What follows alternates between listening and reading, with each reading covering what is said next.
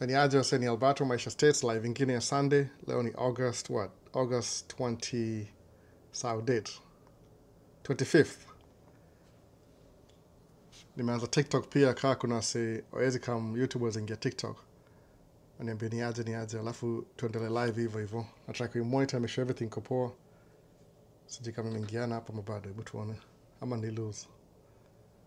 Nataka kuimonitor pia. Ndio hiyo basi. Kata volume.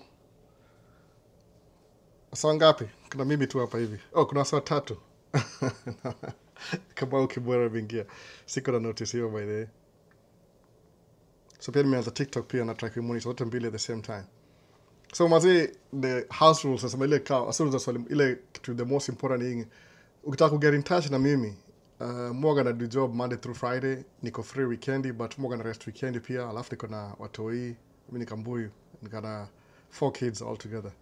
So ukitaka ku get in touch kwa YouTube channel zangu kuna description section, unapata contact information yangu kwa hivyo.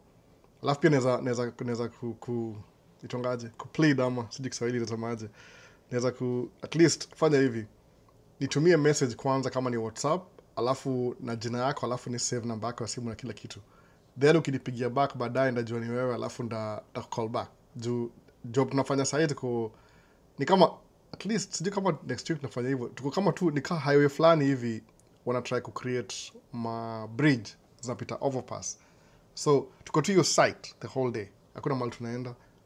Maybe once in a while tutatumwa nje, maybe the coming week tutatumwa tuenda bring sand at least half an hour away, naweza pigia wase simu ni catch up. That's nasema tu kwa hii hali yenyu, kama ku get in touch, information yangu iko kwa description section ya YouTube channel Maisha States.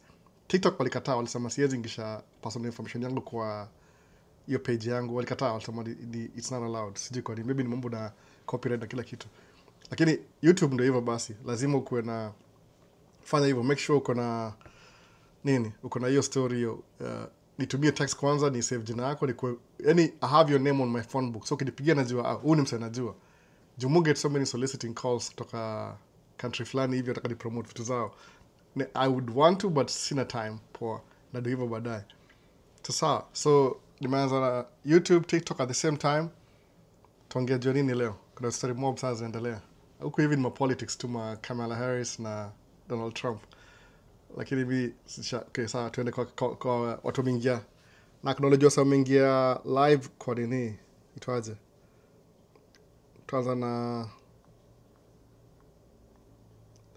YouTube. Kuna Kamau Kibor ameingia tayari, tuko wase kama 10 YouTube. So kwa wase 10 naweza shukuru mazee, like video, naweza kuwa poa, so like video. Kama ni TikTok, double tap screen, I think so. Nataka figure out TikTok by the way. Nikiwatch my lives za watu naona how do they do it. Alafu nikaona oh maybe siko mbali sana, niko karibu. Alafu double tap, hata double tap pia mimi. Okay, ni double tap. Kwa niko na TikTok ingine pia. Alafu kuna Kamau Kibor, kuna Virox mwenyewe. Sema niko poa sana my G. Alafu nataka kusema wasa mingia kwa house hii Teddy Kiprono. Kama jina lako iko YouTube, kama YouTube naita jina lako straight up. Hata TikTok ndafuka tu hapo soon. Alafu kuna Elite World, niko Dakas, sasa mingia Dakas already. Alafu kuna huku Qatar, VP Albo, how was your week? Very busy by the way, niko very busy. I like it, lakini uzee mingi bana, nalemewa ni aje sijui kwa nini. Red Pill unakaa hapa hivi Ray ningia mapema leo ama saa ngapi sasa hivi? Oh, si mapema sana, nimeenda kama leo kidogo. Alafu kuna Adriano 254, hello Chalo hapa kutoka Nakuru, I'm grateful to be on board, hope you're good too. Kupoa kabisa Adriano. Kuna Peter Mburu, good inspiration, keep up. Alafu nataka saa mingi tu sahi. Kuna Joseph Chege, alafu kuna mwisho nani, Nixon M watching. Sasa TikTok, nimeona anything TikTok sijui. Hizo unaja ma comments sasa, hata sijui. Mwaga na struggle na TikTok ni aje. Oh man. Inataka kuingia na sijui kanini. Sasa naangalia kwa screen. Naona Malcolm X. Salamu tu tuone kama naweza reach out hapa hivi haraka haraka. Kuna sekadha wamejoin basi. Okay, imeendelea hivyo basi. Kwa sababu mingia. So ni hivi. So nataka kuongea ka scenario hivi leo. Ile scenario fulani hivi kwa sababu kuna kama tuseme wase WhatsApp hivi, most of them ni wale watakuja state kitu kaa hiyo, mara kujua life state ikoaje. So mtu try kuangalia the way I run my life, ile tu my personal experience, alafu na share na wase things that are helpful. Ukiona kitu nimesha kitu yote si helpful, niambie kwa comments, alafu ndai avoid kabisa. Itakuwa poa hivyo. So hii ni story ya hata mimi sikuwa najua, by the way, imekam kuingia baadaye ile after all this time nikam kurealize sikuwa najua vitu mob hikam. Kuna hii story kama ukuja States upate job, hizo vitu kama your first week hivi. Naweza patina scenario, by the way, ile using my personal experience. So nikuja huku States nilikuwa na hostiwa na a couple of makuzol kwa kuzol kwa number 1, alafu a couple of friends kwa na advice kidogo nasikia. Unauliza maswali tu ni aje. So to be honest kabisa, musema clean kabisa kuja States, jipatie kama 1 year kusettle down. Itakuwa poa hivyo. Yani jipatie tu 1 year, maybe 6 months kama uko na haraka sana.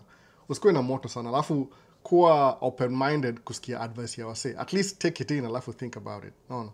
Alafu, hata kama unaweza andika chini. Kama unajua leo nimebeba kalamu na pen, nimebeba kalamu hapa hivi, kuna mwalimu andika notes zangu nikisoma book. Kuna book moja hapa nisema tena ikae hapa permanently. So take notes, andika notes. Sababu mimi niko na mambo ya tracking, the beginning kaambua tracking ni kitu inalipa poa. That's it. Lakini sikuwa najua ile tangible evidence. Alafu kiuliza msee afanye tracking, anakuambia hiyo ni uongo, si kweli. So unapata contradictory advice ya this is the right way, this is the wrong way. So nashindwa which way do I go? Nikiendelea hivyo, lakini my reality kwa ground ilikuwa hivi. Niko na feel niko broke kwa sababu mimi unfortunately sijui which is which.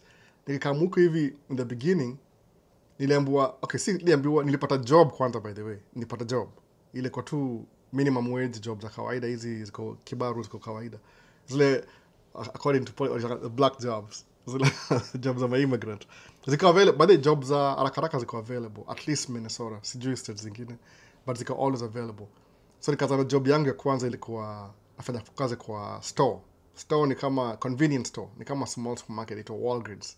Ni pharmacy lakini yogana ni kama hizi ma petrol station, gas station, hizo yogana kama ka shop hivi, convenience store. So Walgreens ni hivyo, ni pharmacy number 1 main, but you got a convenience store behind it. I mean, in front of it. Before you go pharmacy, while you're waiting for your prescription, was a pick video convenient TV. So niko cashier, the first thing. Okay, fast forward. So mambo na do ilikuwa poa sana, by the way. Do ilikuwa poa sana. Do yangu ilikuwa kidogo sana, honestly speaking. To me, niko na convert into Kenya, niko na kakado mob sana, lakini do ilikuwa enough kabisa. Ilikuwa someone niko na struggle in a way. But nikapewa gari na mtu, one of my sister's friend, alipatia gari yake. Ilikuwa nikaa gari ya Sharon kama 8 years hivi, amenunua nyingine mpya, alafu sasa shindwa what to do with the old one. Kama limwoga na Audi A6 alafu na Q7, mo drive Q7 5 days a week na drive A6 over the weekend. Kitu kaa hiyo. Ni gari nimekuwa nayo, nimepay off, iko tu hapo hivyo, nashinda nifanyie nini, nataka kiuza, sasa kununua kitu kaa hiyo sasa. Alafu sema acha nipatie msame kama mgeni.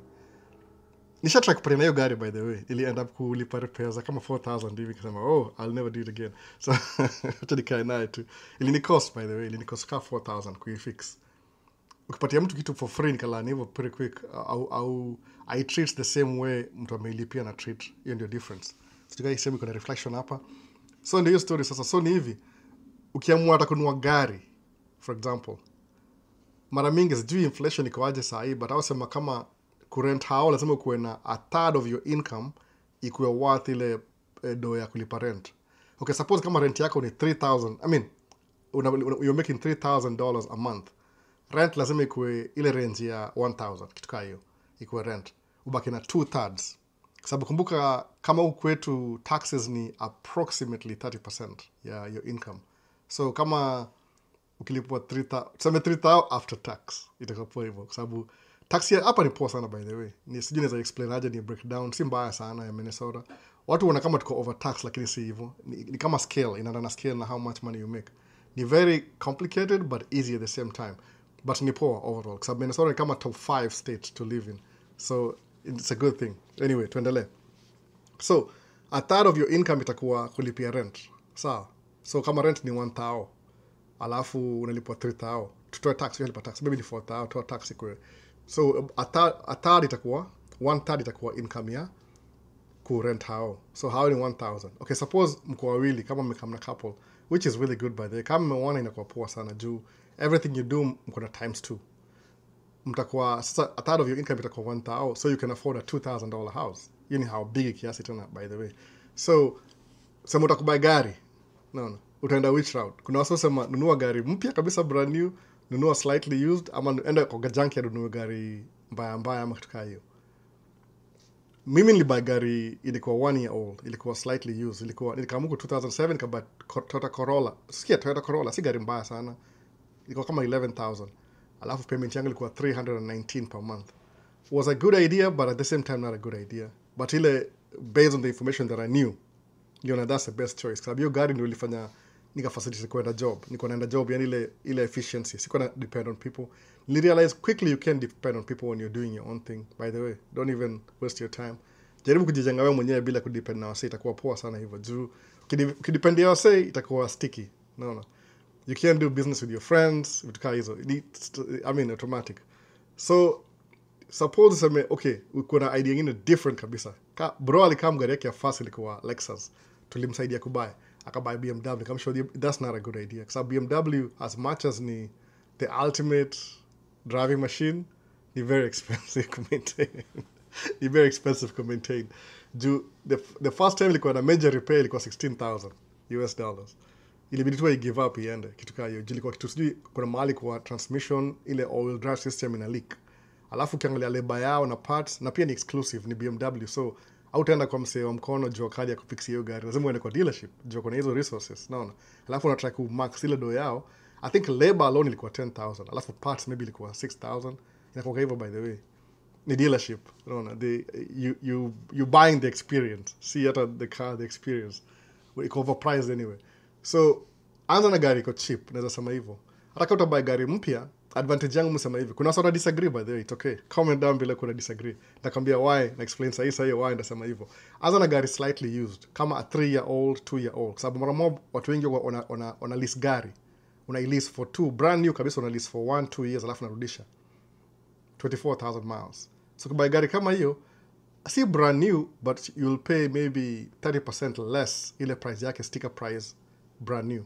Itakuwa gari poa, especially kama wewe mwenyewe una drive na unajua kuichunga, utakuwa poa. Lipa payment. Kwa nini? Itaku help ku build credit. Like knowing what I know sahi, it very advisable kufanya hizi vitu in a rush. Naona, sijui kwa nini sema hivyo, kwa sababu things can change tomorrow. Unaweza kama labda ulikiingia States last year kama kuna inflation, naona. Interest rate iko sijui 6.5%. But musema it doesn't matter. Sometimes una weather through hizi money, kwa sababu utakuwa na bad year this year, utakuwa na good year next year. So, kwa sababu kitu very tricky ni hivi saa zingine. After 1 year, ukishabuy hiyo gari, build credit, kama unakuingia tracking, if you want to. Nunua truck pia, the same thing. Truck usiende brand new, kama huwezi afford. Enda kama slightly used, alafu build your income. Kwa sababu kumbuka truck ni income generating asset. Income generating depreciating asset. Accurately. So, utaenda hivyo, utaenda kama utabuy truck, affordable, uanze kumake dough naye. Ukimake hiyo dough, sawa ile story ya Range Rover bado ama BMW ama whatever, stick to ile kauli ya kwanza ile, and if possible pay it off, sababu for everything you do itakuwa more advantage kama uko na pesa kwa account. Ina making sense by the way. When you have money una solve problems mob sana zako.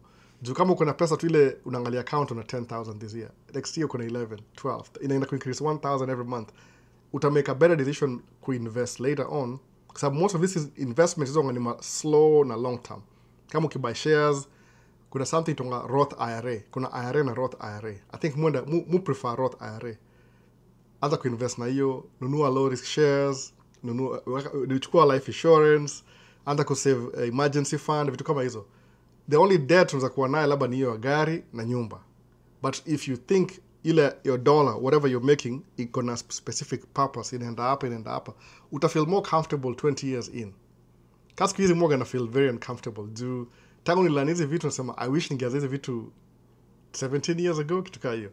But nimeanza along the maybe another 7 years ago nimeanza hizi story. I feel like I'm a little bit too late, but as much as pesa yangu ikikuja alafu inaenda mahali, inasaidia sana. I feel a little bit comfortable. Sababu sema every day nikilive, even my average life, kuna mali na invest in the future. Hata kama si yangu, hata kama ni watoi wangu. Kitu kama hiyo sasa. So ni poa uanze mapema. So don't get into debt kama unaweza help it please. Unajua kuna watu wanasema but I want to drive the Range Rover. And we rent for a weekend. Alafu lipe sijui ngiri 3, alafu usikie uchungu, alafu sema do I really want it or not? I'm BMW. Unaweza rent hizi gari by the way over the weekend. Chukua kama sema nataka kwenda kama unaishi Minnesota, sema nataka kwenda Chicago for road trip. Endo rent Range Rover, drive to Chicago, alafu drive back on Sunday. Ama kama kuna holiday na kama inaitwaje? Memorial, kuna holiday na kama September. Nimesahau jina. Rent gari uende naye for a trip, road trip, alafu urudi. Alafu uone how did you feel about it before buy kitu. Hata camera, tutakuwa camera the same thing. Mimi sikusikianga advice, niko nanunua tu last year. Sasa sema oh man, nimemake my mistakes. The thing that I actually wanted, you camera ikuwa naye. But ni find out after nishainunua. So hiyo ndio disadvantage sasa. Muona sasa, so itakuwa kitu kama hiyo. Kama unaweza rent ile lower risk, alafu move on, itakuwa poa sana hivyo. Sasa naweza pause hapa kidogo tuangalie kama kuna maswali. What's up, Patrick Vieira, big fan of yours. Saita Patrick Vieira. Liambo nafana kama sijui nafana watu wangapi. Alisema nafana sijui Patrick Vieira. Patrick Vieira nafana naye kidogo. Niliona hiyo picha. Alafu kuna sijui ni BN, musician kitu hiyo, Sauti Sol. Tufanani naye sidhani kama. I don't think so. Maybe unaona hivyo. Maybe kuna similarities. Kwani yeye ni msewa wapi? Kwani hiyo ni Kaliaka sijui ni kabla gani hata sijui. Anyway, tuangalie kuna comments. Sijui za kwa the best yo kuangalia comments ni aje. Mutra figure out TikTok for so many days. Nimeshindwa. Tuone kama itaingiana hapa. Nimetap. No comments sahi. So hapa hivi na chini kabisa. You look like him though. Vieira Patrick. Maybe. Hata sijui. You know, sometimes you can't see yourself. Mimi najiona kwa reflection ya mirror. So it could be true.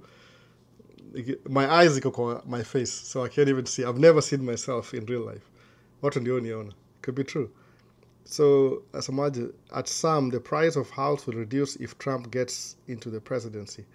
Mrasta Bahraini Trump supporter. What's up, Petri? Labor Day gonna come soon, by the way. Labor Day. So, advice ya F1s. Hi, what advice can you give F1 visa holder? Kama uko F1, which means F1 visa holder. Kama uko hapo already. Find Malda Shule. CDF1 student. Malda Shule. But ukimaliza shule pia tafuta mtu Marekani muone alafu uishi poa. So kuna asili Print Solution asema thank you a lot for the insight. Kiria hapa asemaje tuned in from Kayole. Si unatumia kakitu bana. Sina kakitu bana. Niko broke mbaya. Niko broke mbaya. Msikana sijaongea story do. Niko broke mbaya by the way. For a good reason. Nataka kulipa bills zingine ziko outstanding for a while. Si zangu, za mama accumulate debt last year, so nataka before December ifike. Job hiyo pungua December, so sitaki tukuwe na debt December. Nimeona kama ajui money management, so na manage nini zake tu. So coming late to the meeting, in Mrasta Bahrain, are housing prices going down in the near future here in the US? Sama nasema hivyo. I don't know. Musema hivi kuna maybe niko influence na Myron Golden, ule mseandika book mingi sana. So tu jina yake tu achi hapo hivyo. Alisema hivi, never ever think about like ama tuende kwa the first influence niko nayo ni Dave Ramsey. Alisema if you don't make enough if you think you don't have enough money, sijui ni comma ama semicolon ama full stop, make more money. That's it. If you think you don't have enough money, make more money. Alimaliza tu hivyo, akamalizia tu hivyo. So what does that mean? Kama uko na job moja, tafuta job ya pili. Kama uko single na uko na build mob, dem maybe nasi hivi. Ule na make do. Unajua nasi hao lipopoa sana. Kama atakubali mkatie. Alafu make more money. That's the only trick. Usiongee juu ya price kwa sababu hazitawahi shuka ama zitaipanda. Hata zikishuka ile tu labda itakam back to normal. Inflation rate ni kama approximately vile wasema kwa official, nasema in quotes, official ni kama 3%. Sawa? That's why ni very important to invest kwa something that if you're making 7% interest every month minus inflation ni kama lose 3%. But still uko mbele juu kuna hiyo 4% extra. Uko na investments upatia 15% every year ama 1 year uko ahead of inflation. Because inflation it happen whether you like it or not. America you run na debt period. Naona if kama naweza sema tu hivi kama uelewi ile in simple words, hata in the whole world, by the way, in the whole world you run in debt, kwa sababu kicompare wakatumia kama gold standards, ilikuwa how much gold you have determines how much money you have, lakini gold ni limited resource, only a few have access to it. So for the economy ikiendelea ikuwe balance, lazima tukuwe na hiyo system ya debt. Umeona sasa? So if you don't understand the system, you need to master the system, uikalie. Kwa sababu if you're not sitting on the system will sit on you. Umeona sasa? Hiyo ndio kitu inakonga funny hivyo. So make more money. Housing prices is reduced, lakini it's an advantage kununua house regardless. Mimi nasema hivyo, kama unaweza, hata kama ningejua ningenunua condo ni kama apartment in the beginning, kwa sababu ingekwenda at least every time unalipa payment ni hivi. Kama kuna 30-year mortgage, for example, 30-year mortgage, ina sound kama ni hasara in a way. Ukiangalia hivi kama oh man, ni mortgage. Lakini kumbuka uzuri ya mortgage ni ile ina freeze your payment for a long time. So kama sisi tulibuy house yetu before inflation go wild, ile interest rate iende high. So tulipata a very good interest rate, by the way. Nafaa kusema, sifai kusema, but ilikuwa low, honestly. Ilikuwa compared na side to buy house, we'll be paying more every month than what we did. So unapata tumelock your price. Alafu unapata by the time tukibuy house, hii house ilikuwa nikaa 4 bedroom hivi, 4 bedroom, how many bath? 4 bath? Hata sijui kitu kaya. Kuna bedroom moja natumia ngini kama guest room, lakini mbona kama ni 3 bedroom, kwa sababu moja iko basement. 4 bedroom. Alafu ile the amount of money tunalipa every month ni kama freeze in time. We froze it. Sababu ilikuwa couple of before hii mambo ya inflation ikuja na kila kitu. Before COVID, pre-COVID. So freeze your amount. So saa hii kwa apartment ama townhome, some people are paying more than we pay for mortgage every month. Mbona sasa kwa nini? Sababu mortgage may freeze in time, but ni apartment ina keep up na inflation 3% and like increase. Alafu zuri ya hao ni ile when you pay mortgage every year, kuna ma tax breaks. You can use that to write off ile interest umelipa. Na interest ya hao mostly you cover 2/3 of your mortgage's lifetime. So suppose you'll be paying more interest in the beginning than towards the end. Kwa sababu sasa alafu kumbuka every time una pay principal yako ina reduce. So kuna wasoga smart wasema hivi, instead of making one mortgage payment, they make 2 payments a month. That means you're making so much money. I wish I could do that too. Ni vile muone hii how kama tuta move out. Hii si how na kuishi hapa. One day mtaamka mpate man cave imebadilika. Actually ile tu self interest yangu, to be honest. Nataka more space. Nataka iko it looked like it was a lot of space until kama camera hapa. Junishida kurearrange kitu. Nikiswitch hivi, hii wall iko camera ziko hapa mbele, by the way. Wall itakuwa fit sana. Nimetry to think how can I change things up. I just need more space. Ile nikuwe kama a square iko na hii range ya from hapa to hapa ikuwe square hivi. So ukiona siku moja uamke upate man cave imebadilika, tumehama kwa hao wengine. Utaiona hiyo kitchen tena. Ile kitchen we never really use it. So ni hivyo, una freeze in time. Alafu over time unapata ile umefreeze hiyo. So just make more money. Make more money. You know, it makes sense. Mazini kuna usijali, just strive to make more money. Angalia mali uko. So in contrary, kuna sasa kama kitambo nikasema tu mimi naambia kila mtu akam tracking. My audience then ilikuwa wase watakuja tracking. But sasa msema hivi, hata kama ni chuo ukipata degree, uko na higher, if you don't want to think about mambo ya mbuku, enda shule kama wasa kwa young Gen Z. And soma degree, alafu uchukue hiyo degree utafute job ya maana that makes good money. STEM, no. Science, technology, engineering and mathematics. Kuwa lawyer, kuwa daktari, 10 years, whatever. Shauri yako. So, hata kuingia military kama uenda kupatia do. Mimi sijui kusema kama niko nime change my own personal opinion kama upata green card ukuja hapa. I don't think ufa kuingia kwa green card, lakini I mean nimesema kuna levels hiyo. Me too personally prefer kuna vitu unaweza do. But si kila mtu ana thinking the same way. Kila mtu think differently. So make more money, period. Ukiona kama umeanza mahali kama hao yako ni 1000, of course kwa na Toyota move kwa a bigger house. Anza kuprepare mapema. Na hiyo mindset itakusaidia sana kwa sababu you never lose. When you stay ready you never lose. Watu who lose ni wale wanangoja something ifanyike ndio wakuwe ready. By that time you're too late. So utaanza kustruggle twice as hard. Umeona sasa? nimekomia kwa swali yenyewe ni how long, sitaki kuduel sana hapo hivyo. So mambo ya how ni hivyo. F1, hebu hiyo story ya Mike umejump, story ya Mike gani? Si nimefikiria kesho kweli. Naanza na TikTok, YouTube ni rahisi, ndaka kwa screen to straight up. Alafu nasema, what advice would you advise starting a business from loan? Depends what kind of business.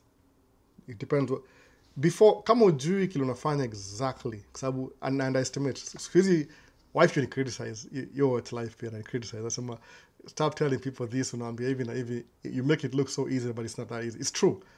Ukianza na loan, understand your market. That's almost sema kuja kama unafanya tracking, kama hii yetu tunafanya tracking, which is ni kama ni minority, kwa sababu construction kitu iko si straight up the gate. Utapata watu wengi wanza na over the road. Hata mimi ni over the road 2 years. Ile masafa kuingia barabarani na sleeper na kila kitu. But hii construction yoga very specific. Kama ufanyie mse job, understandably in a flow. Hata uandike notes zako. Alafu piga tu, chukua kama a scenario. Useme, okay, if I make this much, alafu naishi this much, alafu pati tu business plan. Yeke chini useme, chukua 1 month we structure yote down. Alafu useme sasa, if I get a loan, ndaanzie loan wapi? Hapa, nda invest hapa. What are the chances of returns? Kuna high chances ya lose money ama kuna low chances? Suppose useme utakuanza TikTok shop. For example, TikTok shop, wewe ununue vitu in credit, alafu try kuziuza. Alafu maybe you're not really good at selling. Alafu uenda hapo umeenda hasara. Unaona? Good example, mimi napatia lakini sitaki kupatia na kuna vitu naweza kupatia na mob sana example. Angalia business yako. Hata mimi tracking nimelearn tu by doing. Mwoga tu niko tangu nilearn hiyo story ya Dave Ramsey sema live within your means, alafu invest. Ni kama the 7 baby steps. Nikianza kitu nilikuwa sijui, nianza na hiyo the first baby step, second, third, fourth. Niko mahali fourth hapo. Sijai pay off how yangu. Sijai invest, nimeweza kuinvest for retirement kidogo. Hii ilikuwa my first contact ya financial literacy, Dave Ramsey. So nika-embrace full time. Alafu, the more I do it, the more I realize kuna more things beyond that. Lakini once umeanza kuifanya hivi, ukistart, utapata since uko na hiyo environment, kama niko kama my eyes are wide open, my ears, anything, investment, anything, na pay attention because I'm already kwa hiyo nini. Kama tuseme, niko mupenda magari, for example, I like cars. So, anything about cars, niko excited. Kuna sapenda software. Anything about software, kwa sababu you're already in the mindset. So, learn business kwanza before uanze. Just siwezi explain, mujua tracking. Tracking ni kitu, utabuy gari, utasuffer the first 1 month, alafu chapeki kuja, lazima uitreat pole pole. Nipo ubuy truck yako, we drive kwanza. Usisema una buy truck, alafu upatia derena, you don't know what you're doing. Unless una buy truck 3, and you have another source of income, inako keep stable. Kama tuseme, mko wawili, wewe na couple, wife na husband, team, alafu wewe uende kwa tracking, alafu wache bado wife anashikilia job yake. Security, ile tu, if things go wrong, kuna mali hautalala njaa, utakuwa na roof over your head, utakuwa na vitu, bado bills zinaendelea. Kwa sababu nilisema, kisale ko single, nilisema tu, it's this all or nothing, kama uko single. But kama una watu hii, my kids, man, they need a roof over their head. So, nilisema tu ndafunga macho, niseme, okay, I'm going to jump in with 2 legs, close my eyes, apana. Mwaga very careful, na test the waters, naenda hivi. That's why I'm tracking for a long time. Hata hiyo ni frustrated, sema, I could have done more things. Sababu, kuna more things there's more things that make you money, but hauna hiyo idea. But sema, I have the idea, but it's too risky to try right now. Napenda ile familiarity. Wase wengi wako hivyo, especially kwa una watoi. Juu sasa at least manage kuwapeleka wako chuo, naweza afford chuo yao. Ile tu life ina work out. So, acha nione YouTube, nisikue tuko na ubaguzi. Tulimalizia wapi kwa Nixon. Ya mwisho ilikuwa nani? Patricia. Anasema vipi Albo? Hi team Maisha States. Amewave na ile pink, mkono pink. Watching from Nakuru, Willicent Wanjiru. Kuna nani mkono? Hello Albo, good to see you. Zandre. Mtu akisema jina the best way possible. Sitaki kuharibu jina ya mtu. Muli Daniel. Muli ni customer bwana. Muli amekuwa hapa for a long time.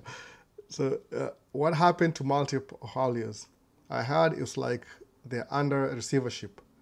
Sija follow up your story poa kabisa, but naweza uliza. Most of my friends wako wanafanya kazi huko walitoka. They moved on. So, maybe nataka get in touch. I'll buy your t-shirt huko on point. Maze, hii t-shirt...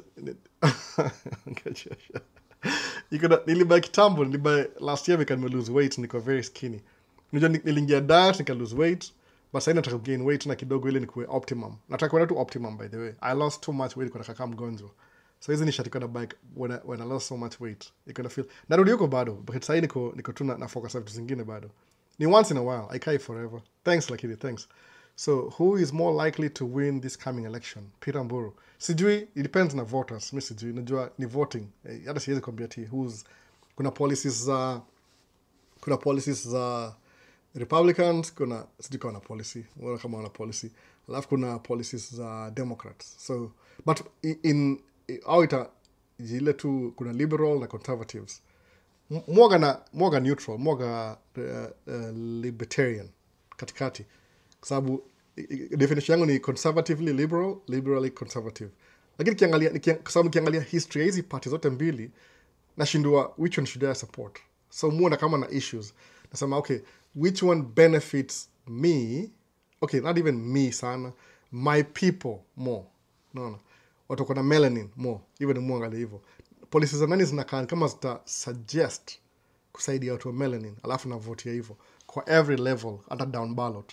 Alafu wasa usahau kuvote every 2 years. Kuna midterm elections, kuna 4-year election. Midterm ndio watu wa House na Senate. So lazima ukuwe very proactive na hiyo story. So muangalia what benefits melanated people, period. Hata si siri by the way, sidanganyi. So it depends na voters. Siwezi comment kwa hiyo sahi. Naweza labda in another story. Sahi siwezi comment hiyo story sahi juu. Sijui, I'll vote though. Hapa Minnesota tuko very lucky. So gana ile early voting. So next month I don't have to go to the polling station. Nda watu watanitumia hiyo voting niangalie hivi. So sijui nda try kuwa show before nijaze. Nda try. Niko na hii camera. Wasa kwa YouTube. Natumia hii camera overhead. Alafu niwa show exactly vile iko. I never utilize this camera kabisa. Alafu kuna hiyo side pia niamua jitu kitumia. Ni vile munga na peke yangu nasahau. Turudi back to my nikuwa anyway. So it depends with the voters. Minnesota typically you vote Democrat. It's a blue state. Kwa watu majority. Alafu watu blue ndio kwa majority, lakini wako spread all over the country. So kuna ile aita kama swing states. So kuna kama Wisconsin, Michigan, Ohio ni swing state. Pennsylvania ni swing state, Arizona, Georgia ilikuwa swing state. So kuna vitu tunaweza switch from. Technically liberals are more in numbers, but wako spread evenly kwa the whole of the United States. Ukiangalia election tunaona kama Republicans are winning sababu everything is red. But ile majority wanaishi kwa hapa katikati. Minority wala watu liberals auishi kwa East Coast na West Coast na mali hapa katikati. Hata sijui mbona Minnesota I think ni itwa DFL, Democratic Farmers and Laborers. So hiyo ni very good, DFL. Yani hii party ilikuwa formed Minnesota kufight rights za workers, au protect workers rights. Kama union, wanamesha wanalipa vizuri, vitu kama hizo. So Minnesota iko so blue juu ya hiyo labor. Na by then it really works. Na kama mufanya job, mimi ni mse minority na mufanya job kwa hizo construction za state, that's why napenda hii state. Juu inajali watu, nobody is left behind. Lakini technically hii region ya katikati yote ilikuwa Native Americans before. Mwona sasa. So depends who's gonna win. Hiyo ni watu na election. Sababu hiyo mambo ya politics na religion hakunanga mwisho. Kila mtu kuna my emotions attached to it. So itakuwa ni kama very weird kuargue na say back and forth. Vice President governor wa Minnesota. So aitwa Tim Walz. Hiyo ni governor wa Minnesota. Maybe atakuwa governor anymore. Alafu ule governor next atakuwa maybe ule assistant governor, vice governor ni Native American, ni mwanamke. Alafu Minnesota, I think tuko na more women hapa than men. So senator wetu majority senate ni woman, minority ni woman. So labda governor atakuwa woman pia. Iko tu hivyo. Sasa kama it's a very liberal state kwa cities, lakini countryside ni conservative, whatever that means. So sijui na win, depends who's gonna vote. Usiniele kwa place your topics, but the politics, what to get personal. So Dorcas Getich asema, hey Albo, ni Doro kutoka Thika. Karibu bazai Doro, karibu. Na go through wasa TikTok, na go through Lieutenant Governor, yeah. So na correct you hapa haraka. Lieutenant Governor. Na go through my comments za YouTube, la balance out. So Joel anauliza, hello Albo, Kenworth, Peterbilt, Freightliner or Volvo, focusing on facts of reliability and cheaper maintenance cost. Okay, ajauliza swali, but what do you mean exactly? Kama, okay, acha ni assume kile unamean Joel. Unauliza, which is the best truck between Kenworth, Peterbilt, Freightliner and Volvo? Freightliner, of course. Wacha mchezo. Naona. Freightliner ndio Toyota. Ni kuna ile jina itonga ubiquitous. Naona. Freightliner is ubiquitous. Meaning any dealership parts store utapata kila kitu. Volvo ni European. Ni though okay, in terms of could drive gari, drivability, ease to driving, Volvo is the best. Period, by the way. Hata mimi favorite truck yangu yung Volvo. Niko na Volvo pia, by the way. Alafu Freightliner ni ile reliability. Nikiongea juu ya Volvo naongea juu ya Mark na Volvo. But Mark ni ilibuyiwa na Volvo, so I don't know. But kama unaanza tracking, preferably because of ile maintenance, nunua Freightliner kwanza. Alafu maybe if you need comfort, nunua Volvo. Alafu if you really need to show off, nunua Kenworth na Peterbilt. I don't think you show off na Kenworth. Sababu hizi mpya ni tu ni kama Volvo anyway. Everything's imekuwa modernized. So, unless unaile classic. But always, Freightliner ndio poa kwanza naye. As a Freightliner, then maybe Volvo, maybe. Depends on what. Mimi nilinunua brand new Volvo juu ni brand new. Kama ni used siwezi nunua sababu sijui ilikuwa aje. But Freightliner ni very reliable. Si reliable lakini ni kuifix itakuwa maintenance itakuwa rahisi. Sasa Joel. So Victor asemaje Chieng, vipi mkuu? It was nice linking up with you. Kindi following. Victor aliongea naye last week. Ataambia story yake. Ni allow niseme Victor, ni allow ama atani allow kama tulibonga naye sometime. So watching live from Kisumu, Joseph Jogeto. Alafu na go through makusudi za YouTube haraka. Hapa so gonna include everybody. Ukishow up na tutajina yako hivyo. So kuna Robert Minor tuned in. Alafu kuna Colin Somondi sema, what's your thoughts on autonomous trucks? I don't think it happened that fast, by the way. I'm so sorry. Ni kitu kama ni explain story ama itakuwa story nyingine. Kama niligusia last week. Kuna wacha nipatie hypothesis yangu. Elon Musk ndiye ali reinvent hiyo story ya electric vehicle. Si yeye, by the way. Kuna wasi hata jina zao zijulikani wako associated na Tesla. Ni vile yeye alikuwa ukianza corporation, uko na invention, alafu uanza corporation, the best chances for you to be a multi-millionaire kwa corporation. Naona ile corporation. Lazima ukuwe na investors wana fund company yako sababu maybe uko na very good idea but you don't have the best sales people, you don't have enough money to market it. So kuna wasali inventio Tesla nani alikuwa Elon Musk alikuwa na primary inventor, shares kwa hiyo kampuni ya Tesla. So yeye amepush alafu akakuwa CEO. But si ali-invent kila kitu. So akaanza Tesla truck. So ni kama atakuwa innovator. Ana make dough. Kumbuka hivyo, ana make dough. Si ati ni story atakati invent vitu. Ni ile anajiattach kwa vitu zina make dough. Same thing na Bill Gates. Bill Gates si ati anaweza sama hizo computer nini. Aliput a team together. Kianza corporation leo. I don't have money, but if I want to be a billionaire, what will I do? Natafuta wasa watakuinvest. Tuangaje na saa hiyo jina saa hii kwa kichwa inakata kutoka. Utafuta kwa sababu ni corporation, which is ni a different entity that makes profit. Utatafuta ma investors or invest. So whoever who invests more money atakuwa maybe end your chief shareholder kwa hiyo corporation yako. Hata kama wewe ndio founder, that's not because wengi wa kampuni alafu eventually wanaiuza. Kwa nini? They get their money alafu wana invest kwa something else. So even if you're not really into something, anza, kama if you have a really good idea, anza, alafu make a corporation, alafu itafuta my investors, alafu wakamu nini, waki-invest hapo hivyo over time, ingia kwa stocks na kila kitu waza kuuza ma shares, ukiona ime-increase sana, sell your nini alafu move on wanza ingine. Hivyo. So, electric trucks sometimes, watu wanza vitu kama kando za corporation, ile kusave on taxes, make profit. Kwa sababu ukiangalia vile value shares za Tesla ziko higher than General Motors, which ni GMC. General Motors itaanza kama Chevy, Cadillac, Ford, iko higher than everything. Kwa nini? Kwa sababu it's a new thing. So it attract my investors. But it's kwa Shell, it's kwa labda iko very high because of ile idea to electricity, you make it very high. I think it's kwa kama 800 something, na hizi ziko 150 hivi.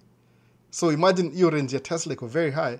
But ukiangalia poa kabisa, it's a really good idea. Inapatia watu ile enthusiasm, watu wana make money donate shares, but deep down ile probability, it looks good on paper, lakini actual ita take some time before it be implemented. Kwa sababu kuna infrastructure, lazima mechanic wajue kudili hizo electric. Kwa sababu kumbuka gari si kurun tu, kuna ile maintenance part pia. Umeona? Kama sasa Tesla vile kiuzwa, Tesla inanga dealership. Ukinunua Tesla wanaideliver, unainunua. Sijui kama shana msaki make video YouTube, unakutumia kwa app, unafungua app alafu una accept, alafu unaanza nao. Hakunanga tile after. You're very lucky kupata salesman kuongea na wewe juu ya Tesla. Utaka mtu pick gari yako mahali kwa deliver. That's it. So it looks really good on paper, like it'll take time before it could implemented. So kianga mambo autonomous trucks hata sijui. See issue. We try to alafu kiona ime change. If you're a businessman, you're a businessman. Hata mimi tracking kifungua leo ndio ingia kitu kingine bado. Unaona? Ini kitu tumezoea tu. Utakuwa addicted to making money. So sioni kama ita come very time. I could be wrong pia. I hope I'm wrong, but sioni kama sababu sasa hivi juu watu wamepush electric vehicles wata perfect zile ma engines kwa sababu kuna kama engine moja tumia hydrogen.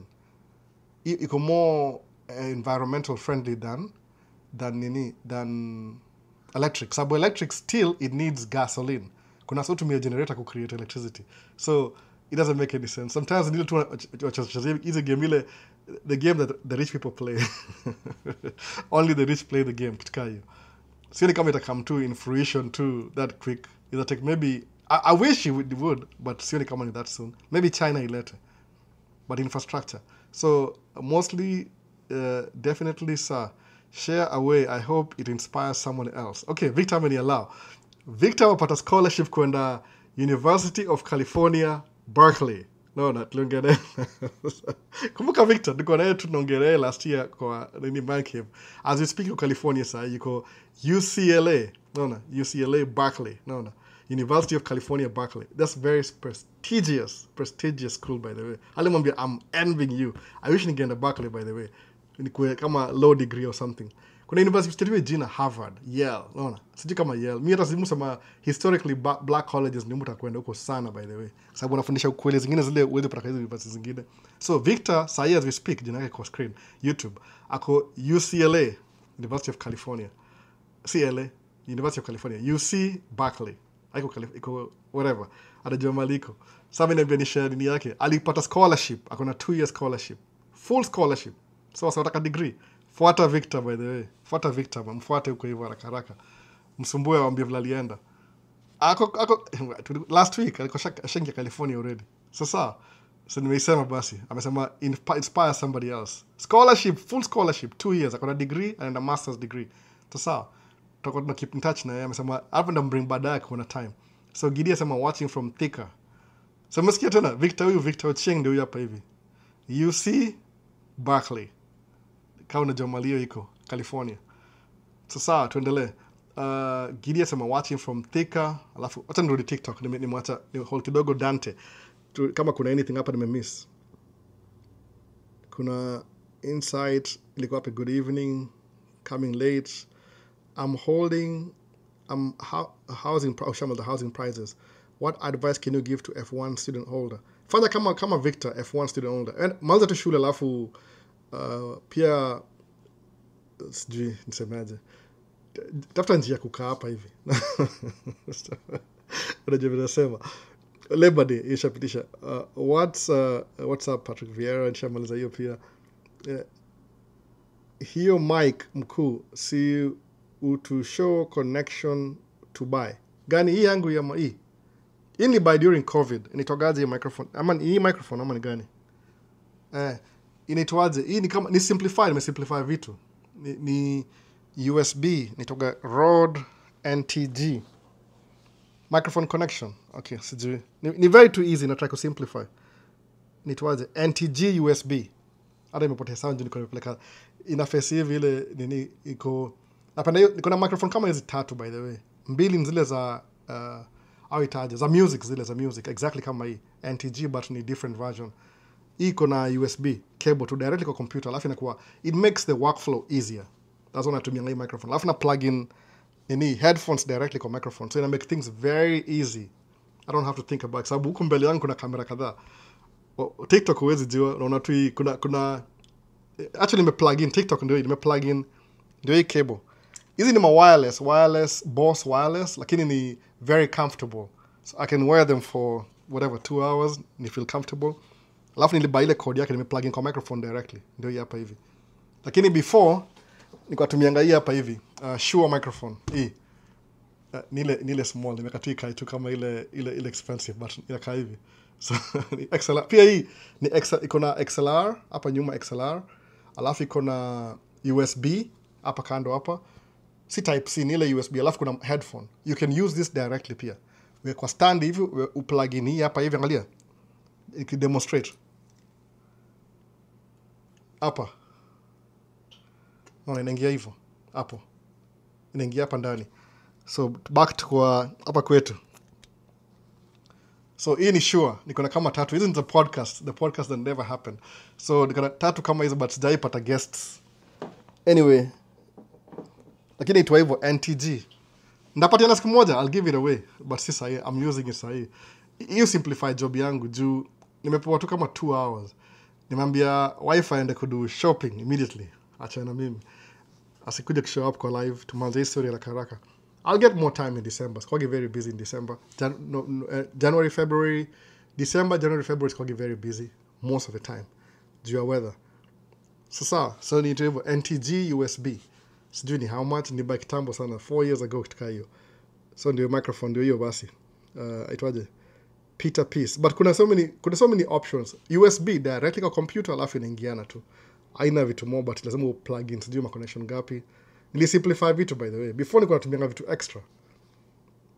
So gani hiyo microphone ndio hiyo. Would you advise to start a business? You look like him. Huyo ni Vieira, F1 visa holder. What can you advise? Just go to school and raia wa Marekani kama uko shule. Usiogope sema ati I'm too young. Hiyo ndio itakuwa lifeline. Ask them on the comment section. I'm not lying. Wapi kabisa? Darkly asema nini? You look like him though. Oh, Vieira. Yeah, maybe I do. See, I don't see myself. My eyes are actually on my face. So whatever I see, I've never actually seen myself since I was born.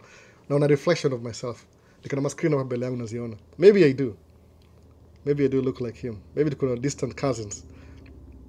So kuna asemaje Nyash asemaje Ngash Sanchez asema financiers, okay, hiyo ni kama my investors wala wana contribute kwa company yako. Who becomes co-owners? Yep, that's true. Wanakuwa co-owners. Alafu I'll lose anything sababu they give you funds. Kuna jina mtu au tumia au tu ni tongaje jina. Nataka mind the thing nataka translate nikataka kuingiana. So what of Volvo? Volvo ni poa sana ku drive, very easy to drive kwa hii TikTok. Print Solutions. Bro ni aje, huyu ni Koki Mayolo. Ako na flag ya States na Kenya. Iko hapa bana, huyu ako hapa hivi. Hydrogen iko Japan. Kuna hiyo hydrogen. Pia hapa iko lakini ni ile unajua watu wangalia kama economics. Most of the investors say invest na oil business. Oil business lianza na tonga nani lianza na oil business. Jina yake nani? John D. Rockefeller ama nani? Ama ni John D. Rockefeller. Alikuwa na ile business ya kupurify crude oil into kerosene na vitu kama hizo. John D. Rockefeller. That's what made him very rich, by the way. So kuna so much investment into that. Sababu John D. Rockefeller's portfolio is richer than maybe United States of America. So maybe I don't know how, but over time, over time, sababu because the 4th generation, sayama 5th generation ni familia yake. So oil ile ku change oil from crude to hiyo nimekuwa biggest business. Hiyo ina drive economy sahi. So kiambiwa say, oh, by the way, we can make money making hydrogen vehicles. What about the oil industry? Utaua business yao overnight. So they will never allow that to happen. What I try to protect assets zao was a shift pole. Was a shift. Naona. Yeah, Standard Oil. Kuna wasa wanajua hizi vitu kama sababu alikuwa na Standard Oil liko kampuni yake. So kuna either kutaka lose money from whatever oil straight to high. Kwa sababu kumbuka hivi in air kama watu wajuagi hivyo watu fikiri una assume kama kuna assume to by the way. Nimefundisha juzi. Breathe in, what do you breathe in? Na breathe in oxygen. Alafu na breathe out carbon dioxide. What do you breathe in? The largest amount kwa air ni nitrogen. Sawa. So when you're breathing in, you're also breathing in nitrogen. Alafu una separate oxygen. Alafu breathe out. What is your story? So ukisema you create an engine ina run na nitrogen inaoka iko everywhere. Yani kwa ile compound ile percentage nitrogen kwa air particles iko more than oxygen. So ukikuwa na gari tumia nitrogen, alafu ipate a way inasakio air, alafu ina run engine, that could be the cheapest fuel. But people want something that makes them money. Kuna shares iko involved, kuna government, kuna vitu. So they'll try and make sure I'll lose investment yao, which it makes sense. Kama niko na shares za Standard Oil, sita kati leo ni lose zote, alafu zikuwe zero, alafu niingie kwa hydrogen, whatever. So that's one of protect hizi vitu.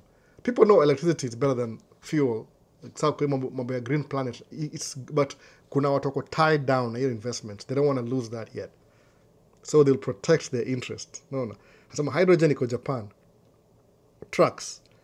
Hata hapo kuna trucks zatumia hydrogen. Hata kuna hizi metro buses zatumia hydrogen. Siyo engine itongaje hiyo. So Albo, what are the names of the business books you read? Hey, JB, kuna mingi. Hata sijui, at least, hata sijui ningakwambia. Nimeaccumulate so many books. This year kaza buy so many books jasoma.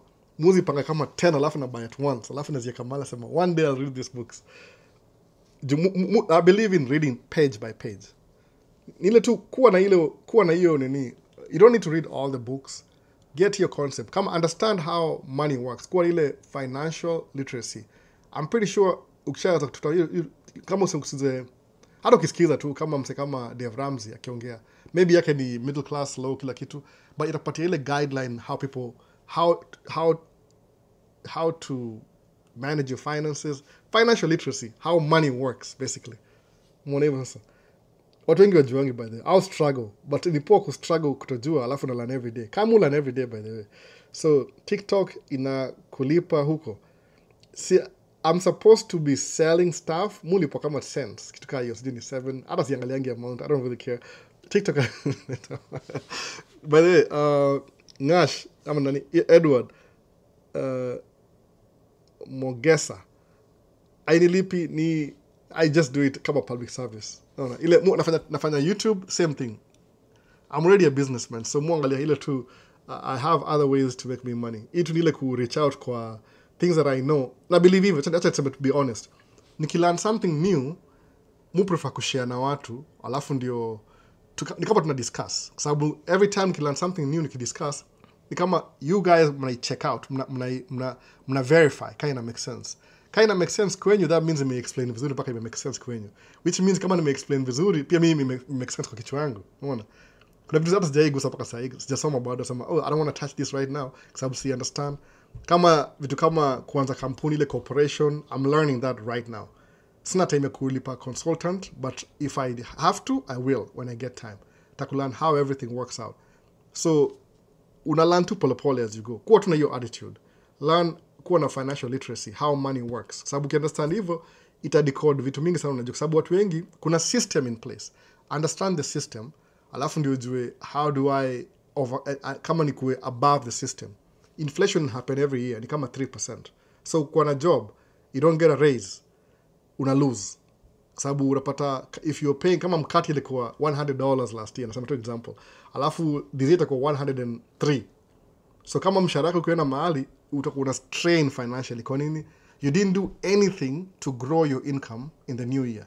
Kingojea 2 years, itakuwa 103, tuna 3%. Haitakuwa 106, itakuwa maybe 7, sababu itakuwa 103, 3% ya 103. Mwana sasa, itakuwa 3 point something. So ita increase. So you're supposed to be investing your income kwa place na kupatia interest at least ya minimum 7%. Ndio hata ukilose na inflation 3%, you still have 4%. So wezi complain, tunakufa hapa hivi na njaa. You understand the system. Alafu funny enough ni ile, wale wasa kwa dosi ama malobbyist, I'll make sure you don't have this information. Wanna make sure. Kwa nini? By all means. That's why napatiana free services hapa hivi. Sababu unajua, if you know this information, hata kuwa na mtu wa kumanage. So, sijui nisemeaje, nataka kutumia lugha ile, unajua tuko social media, kuna vitu hizi ongea. Lazima upate mtu wako chini ndio mkanyage ndio wafanyie job. Kitu kaa hiyo sasa. So ukiunderstand kama unakuwa above hiyo realm ya kukuwa control. Ina make sense sasa. So ni words ziko, lakini kuna hizi ma social media rules, hizi huwezi ongea vitu zingine kwa hizi manini. Bora sasa. So mbona unasema ukweli? Limu anasema hivyo. Okay, sasa kitu kama hiyo sijui nisemeaje. So understand financial literacy, ujue this is how money works. Hauta complain your president, hauta complain your sijui MP ama nini, kwa sababu hata hao understand, kwa sababu mtu kama mtu run government, it's true, they are the ones who are in charge. Lakini angalia example, so which is the best example I give? Tuseme okay, si best yangu nini, acha tumika scenario living try to explain, maybe it make sense. Suppose ulitaka kuingia tracking, sawa, ulitaka kuingia tracking, umekuja hapo uko na mioto, umekaa hapa 6 months, lazima nipate hiyo license. Kama Paul best yangu, Paul amekaa hapa 1 year kuna license, alafu akona license already by the way. Paul alitoka Dubai last year, amekuja hapa 1 year kuna license already, but anambia nunua truck, sema naogopa bado. Akamwambia sasa wewe hujaogopa, uko very serious, when do you buy truck? In the beginning, you buy truck, unaweza pewa maybe outrageous interest. Kwa nini? Hauna credit history. Maybe interest ya business ni 10%, wakupatie 30%, kama ile ya Kenya. Ile taxes za Kenya zina 30%, nisikia hivyo. Ukiomba loan, it's like the bank is trying to, yani inakuwa na wewe ni high risk kabisa. So lazima overcome sijui nini ndio ubiti hiyo 30% interest. Sawa? So buy truck, upewe 30% interest. Baya sana. So every time you make money, suppose, okay, maybe to payment your truck, see all your money in general, but whatever you're paying for the truck, you're only paying 70% and 30% is going to the bank every month. Mbona sasa? So meaning inakuua already, like you have no choice, but still you needed the truck. Kwa nini? Truck itakupatia, itaongeza income in some sense, kind of makes sense kwako. So what do? Utavumilia for 1 or 2 years mpaka we pay off. Once you may pay off, so kuna una deni anymore, then now you can start investing in your money. Meaning there's a sacrifice. Ina take sacrifice kuingia kwa hii system ku understand. Kama sahi mama, my wife ako in debt. Kwa nini? Ajui financial literacy. Yo assume nikiongea ni kama ni contagious, because I know it, she's supposed to know it too. Kuangalia account yake kumza, oh my goodness. Hatuwezi enda mbele katu kwa hivi. Kambia sasa, what I'll do this year, nda run business yako na yangu at the same time. Alafu to make sure tuwalipa hiyo deni, ifike mahali ile mpaka kuna ile enough money ya kuinvest. Si tu ile ya kuspend. Sababu napata alitumia kadi moja sijui ya 19,000, ameimax to 18,000. Meaning analipa more interest than hata principal. Nikamwambia sasa tutafunga macho hivi tulipe 5,000, ibaki 15. Tufunga macho tena tulipe 5,000, ibaki 10. Mpaka ifike at least 5 naenda kuachia. So inamuasha sasa, anaumia. Lazima uumie sababu it's one thing or another. Kama wewe mwenyewe haukuwa smart, the business will swallow you, itakukula live, itakugrab kuswallow to death kabisa. Naona sasa. So more understand a little bit of that. So that's why niko ile confidence do everything I invest in. Hata kama niko broke sasa, I feel very broke. Kuna vitu zinaendelea kugrow while I'm sleeping. Naona. Si lazima nikuwe actively involved in this story. So nasema being rich is very easy. Ile tu understand system. Alafu we master understand. So ndio hivyo, juu ya limitation ya lugha, lazima niongeze vitu kama coded language ndio watu understand. So kama kwa Kenya uone maisha ikuingie poa kabisa, ukwenda chuo fiti, kwa sababu chuo inasaidia pia by the way. But still, kuna degree mna compete na wase wengi sana. Usitue career ile kila mtu anafanya. Tua career ile ko off. The road less traveled. Reduce competition yako. Kama kuna kitu generic, then that means itabidi utoke Kenya. Si ati because ati wewe si mzalendo. Sometimes lazima ujitoe ndio uende mahali kwa less competition, ndio ubuild hiyo kitu yako. Sasa msaka ameenda kama University of Nairobi, wewe umeenda University of graduate nyinyi wote. Labda anajua na mtu ashapata job. Wewe bado una tamak. Alafu sema ndaishia mahali maybe Australia, uende Australia. Uchape job huko hivyo, the same thing, sababu they need people there. Sijui kama understand kitu by the way. Acha niwaambie. Tutafute coded language. Wangoso wapendangi job za chuo. Sijui kama understand. Niambia tu kweli. Maybe kwa everywhere. Mtaka Australia niambie ama UK. Wangoso wapendangi job za chuo. Hawa si ati wako na akili vile tunafikiria. Si wengi sana wako na akili. Very few. Kwa ukiangalia kwa Wangoso wote hivi ni ile very few. Wacha tupate tu approximately 10% ndio waga na akili. 90% hao wana run na ile jina gani tumia? Privilege. Ile system zao zina favor. Sawa. So ukienda UK hivi kwa example, huku UK, ule msee wetu huku UK, Timo, ukimuza Timo poa, sijui kama you pay attention, unapata job za maana zote za chuo involve ni wasema hiyo migrant ndio do. Job zile za kama sijui niseme hata si farming, construction, zile vitu hazina akili, taki akili ndio Wangoso wanafanya. But wanalipwa poa kufanya job za ujinga zina akili. Kwa nini? Because ni system yao. Sawa. So kama uko na degree Kenya uende place ile watu wapendanga kusoma, utakuwa top. Alafu sasa ukirudi Kenya sasa, uko na resume. Umeona? If kama utarudi, kuna resume. Sababu believe one time Kenya itakuwa poa sana. Si sahi, lazima sema kama usingojee 10 years na uko 30 years old sahi. Jichuje rudi hapo kama uko 40, alafu kama run for office, uchange vitu. Umeona? Anasema hapa hivi, amesema especially public works wako wengi. Exactly. Sio hivyo. Kama sisi watu construction, au tupige kelele, oh you stupid or whatever.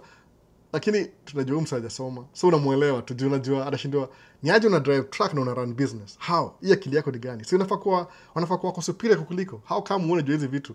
Au poa job za ujinga alafu analipopoa. Kwa nini? That's how economy yao ina run. Lazima wakanyage watu chini ndio. So ukamu ingie chuo. Yaani kama tuseme uko America, be proud of being an American.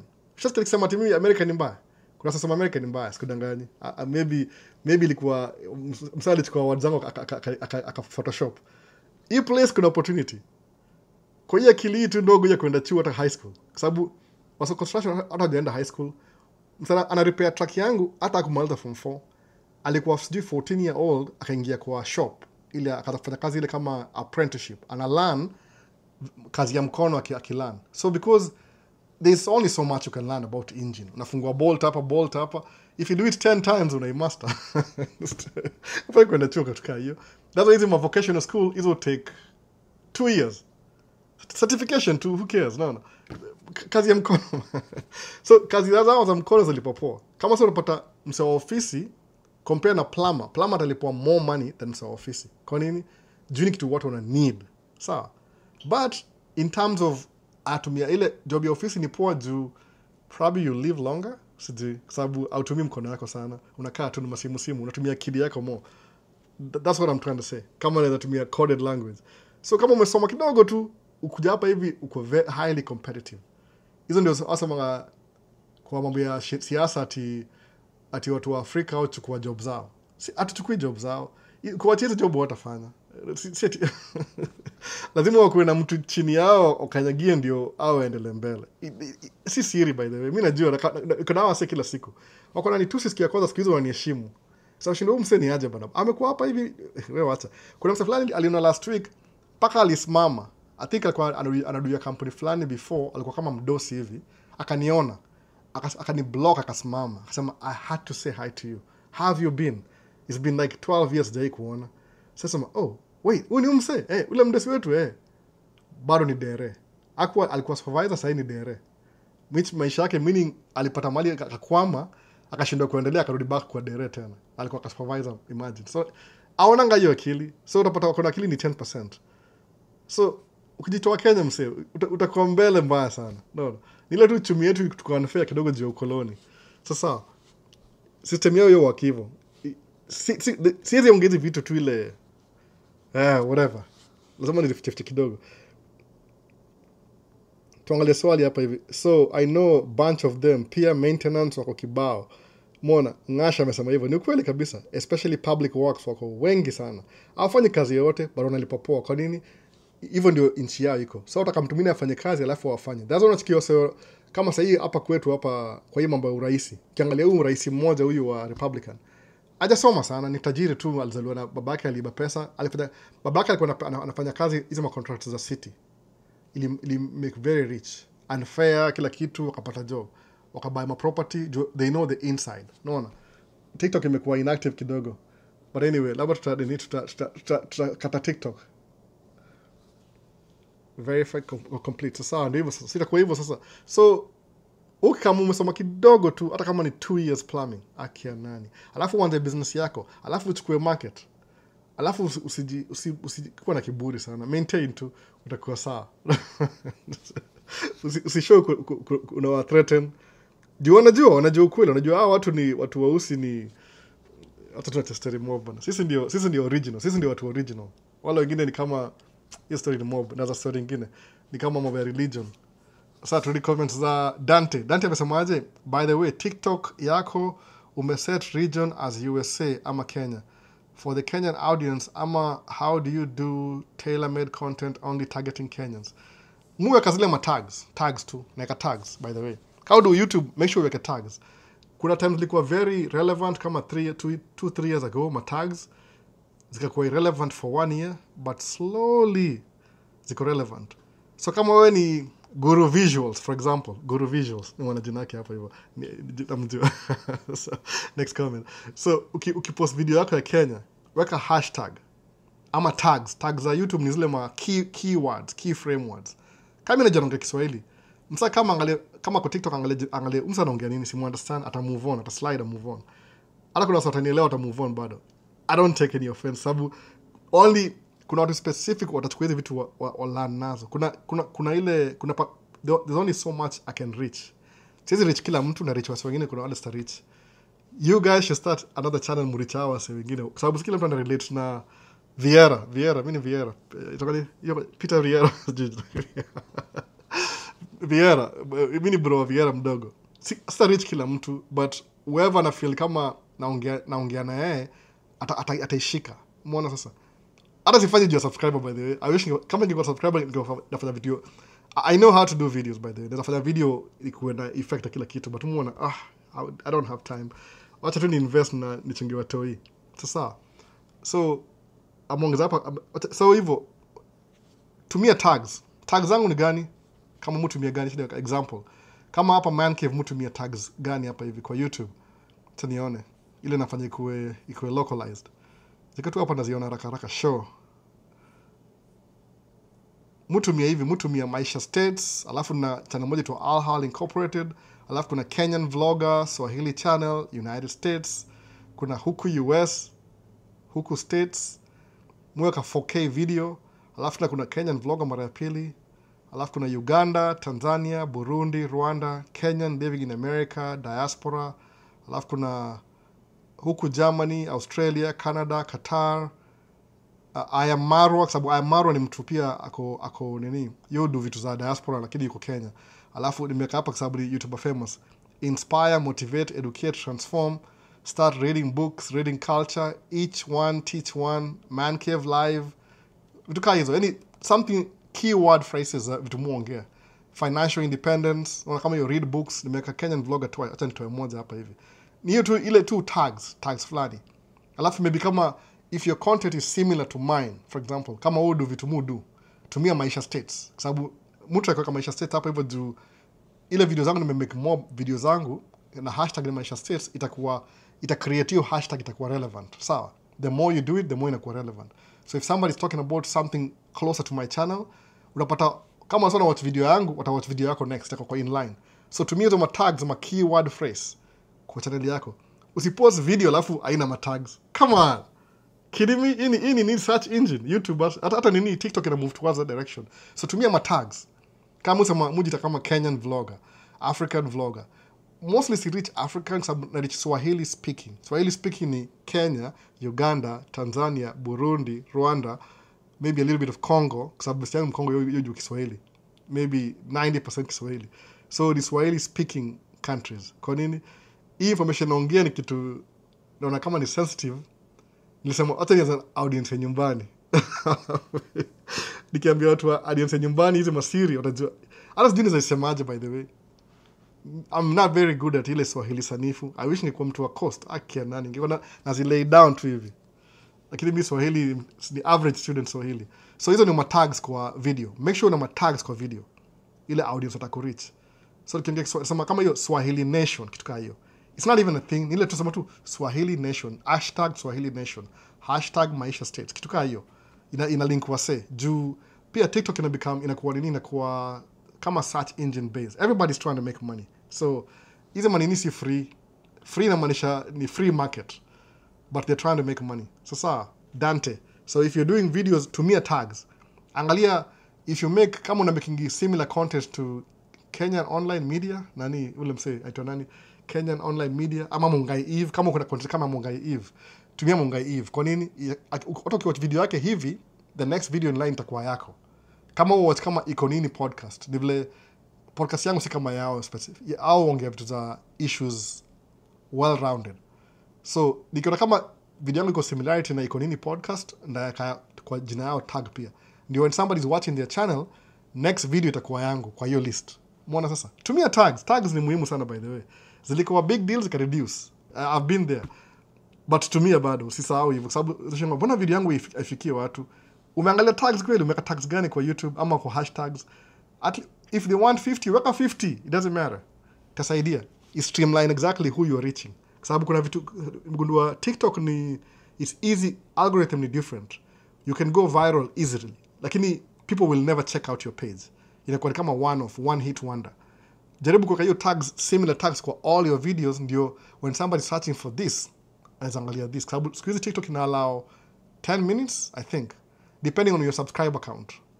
Nilitry kuweka ma long videos ikaona zi make sense. Vile mu try ku watch TikTok naona how do people do their videos. Mostly hizi verticals zinaenda viral. Hizi straight hivi wase bado hajafika hiyo nini level. Maybe ni kitu ilikuwa maybe ya YouTube. Muona sasa. Sawa, next. Umesikia Guru Visuals, kama unirich wase, tumia tags. Every video, don't forget. Nikisahau kwa tags video yangu yana very low views. Nikaka tags inakuwa high. Sometimes wanga ni brand new, something brand new I've never done before. Kama ile nini, kama tuseme nilikuwa nikiona kama ile car videos.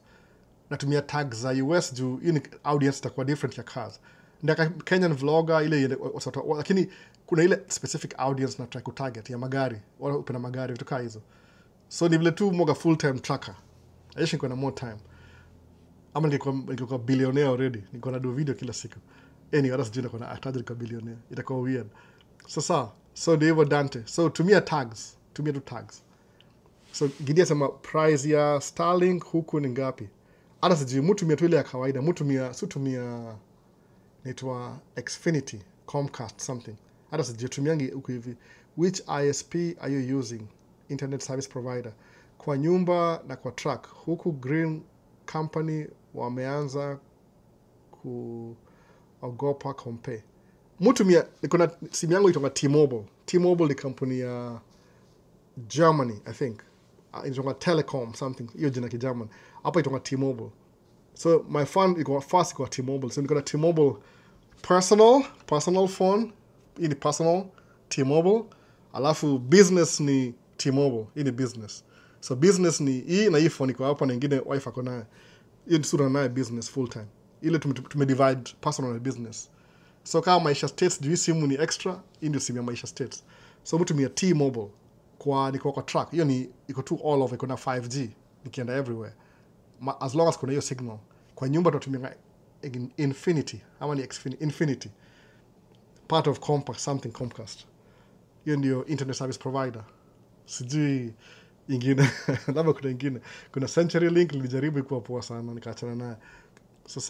So hapa ni YouTube. Adriano254. Hello Albo. Nauliza, can you apply for trucking jobs in the US with visa sponsorship ukiwa na Class B light vehicle in Kenya? And if you can, will you sponsor your truck? Will they sponsor your trucking studies? Trucking si kama shule. Yani shule ni kama driving school basically. Uweze mati uta apply kwenda driving school. The only way ni kama kuja military kama US Army. The Army organize my equipment. Maybe while you're in the Army, wanafundisha ku drive one of those equipment. Just when they are moving the battalion ama whatever itongaje, move, you're one of the drivers. Or of course wako zile ma semi trucks, zile zinavuta trailer. So you'll get a license while in the Army. Ukimaliza kuserve 6 years yako uko na honorable discharge, utakamna license already. Kwa sababu kumbuka Army ni Army uko ndani, but ukitoka na kwa civilian tena. Sawa. So at least whatever it takes, ukiingia Army, ingia shule, get the free hiyo itongaje, hizo shule zao za ini benefits za shule, pata license, prepare kama uko huko. The ones umejichuja uko na everything kwa civilian. Lakini kusponsor trucking maybe company kama musema itakuwa maybe idea yangu nikishakuwa na kama 20 trucks niseme I need Kenyan drivers. Niseme hivyo.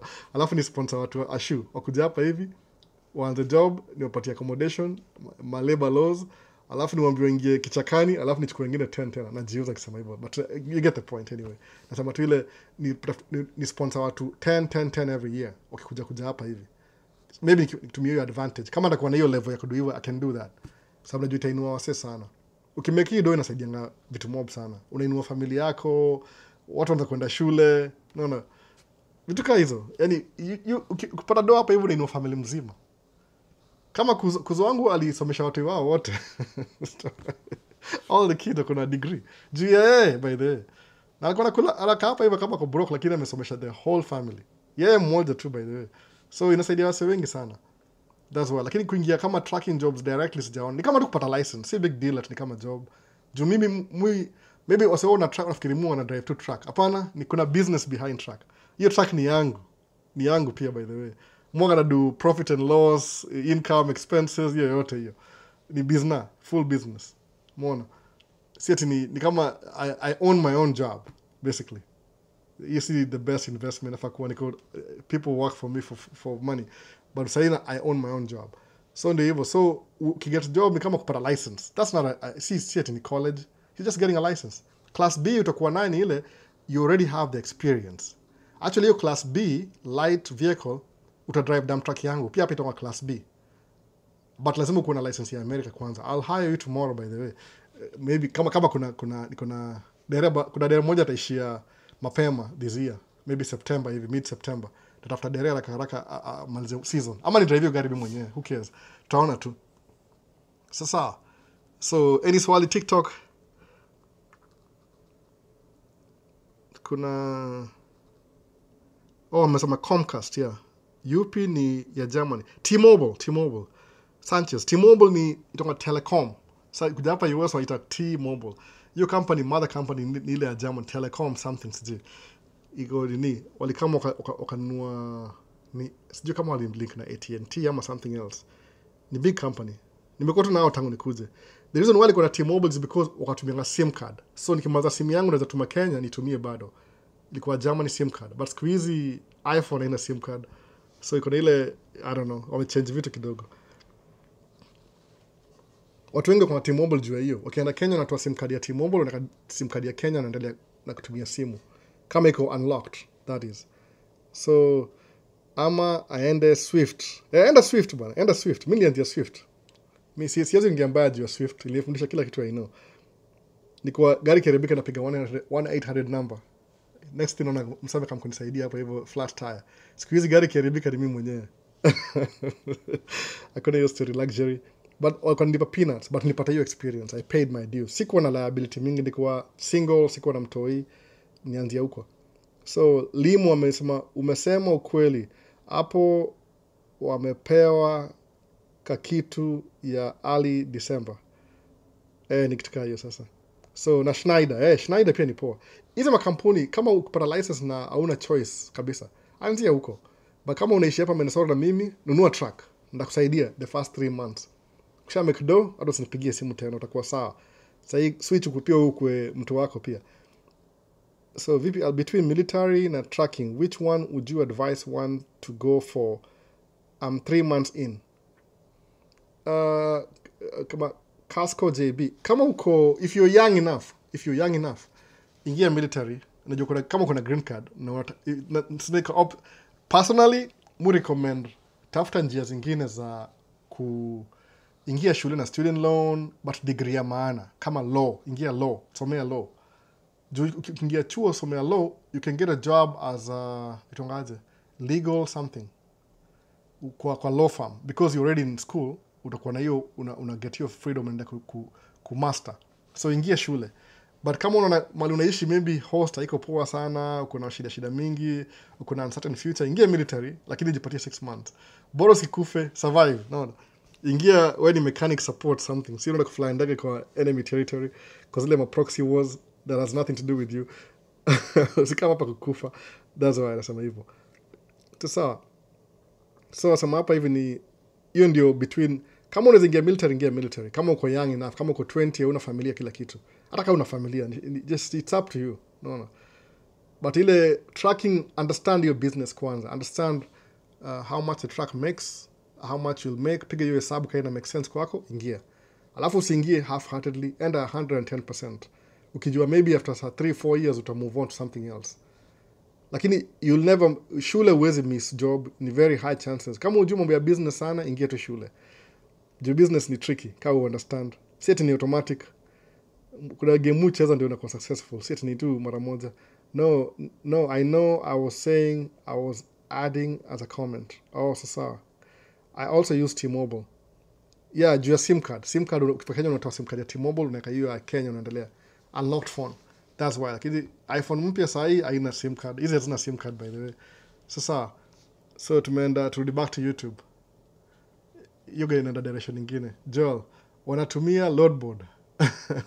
So, kupata alizomwambia Job ama Joel vitu wanasema nini? You have skipped my question. Nimewacha Joel wapi bana? Joel hapa. Asema, by the way, mtu akianza tracking as an owner operator, how does one get loads? How do you juggle about driving while looking for the next load?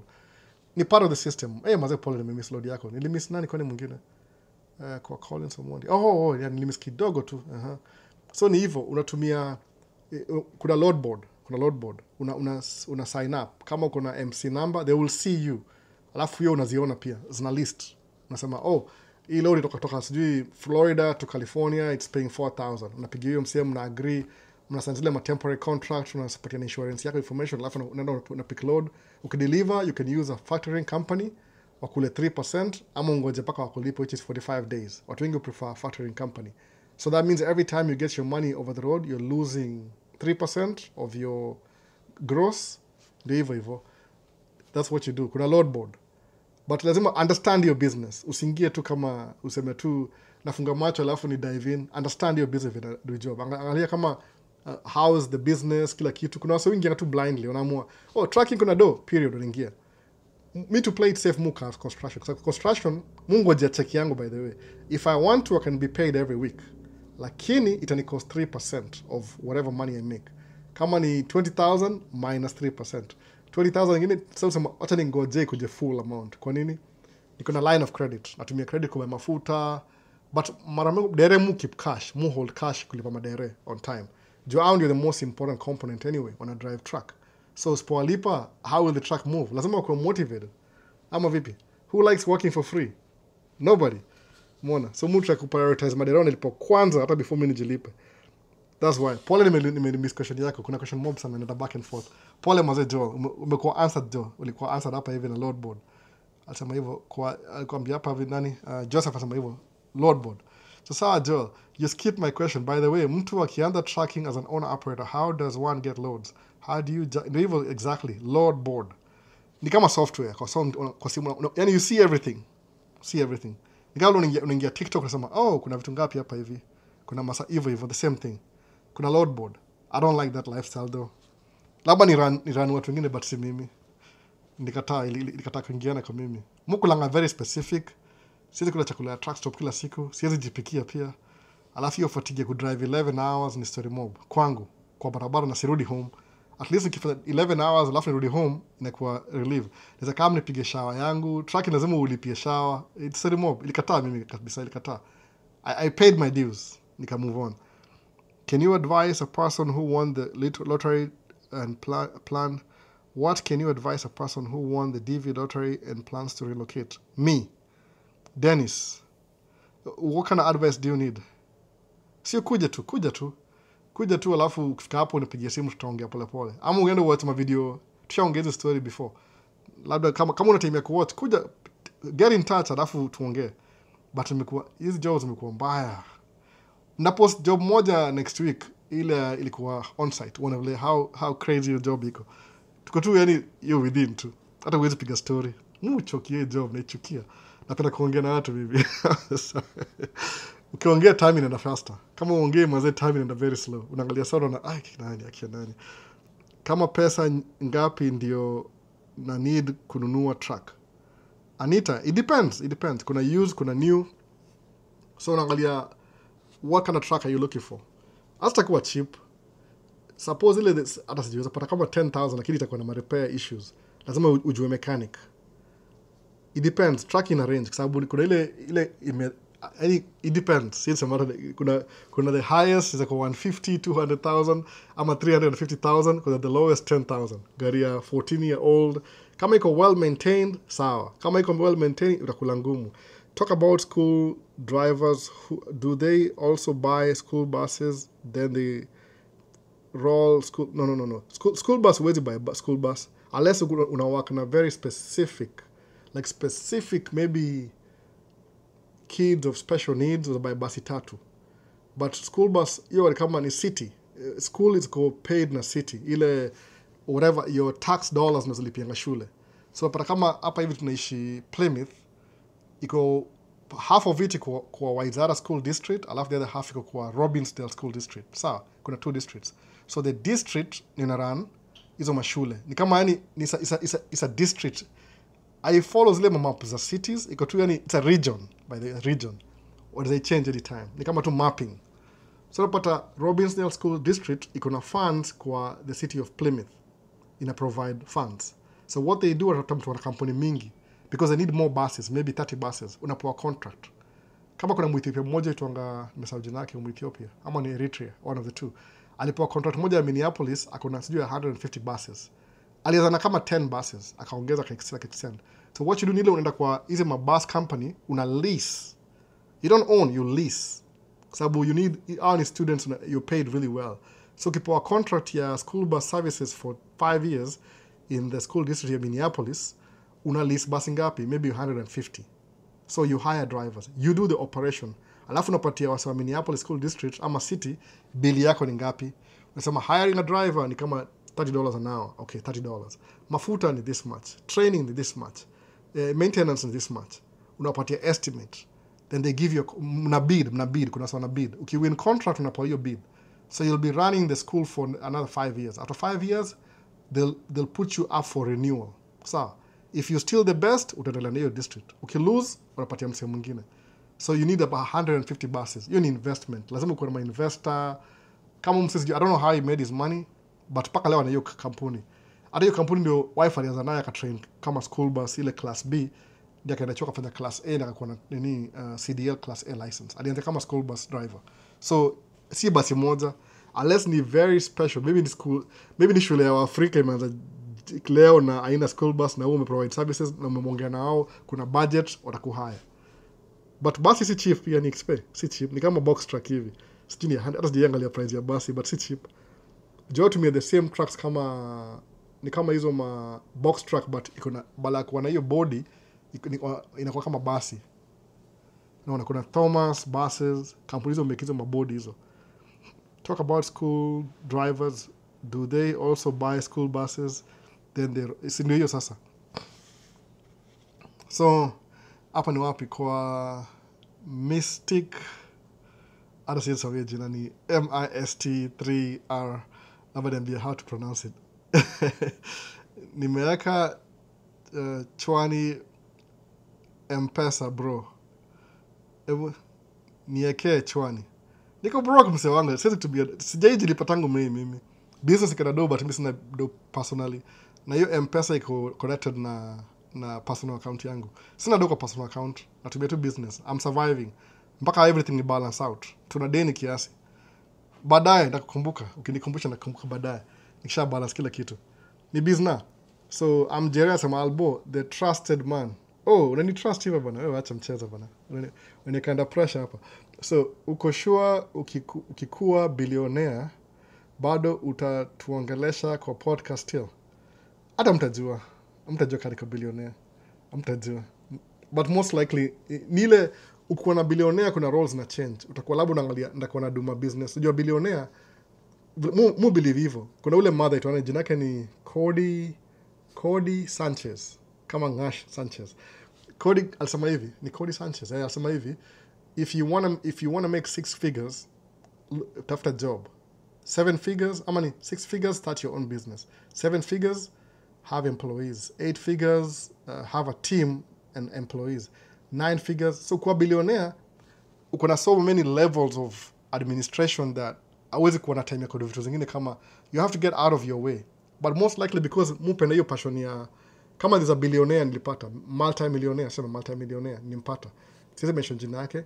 Alikuwa kwa meeting fulani, alafu I was the video guy. Niko na record hiyo session.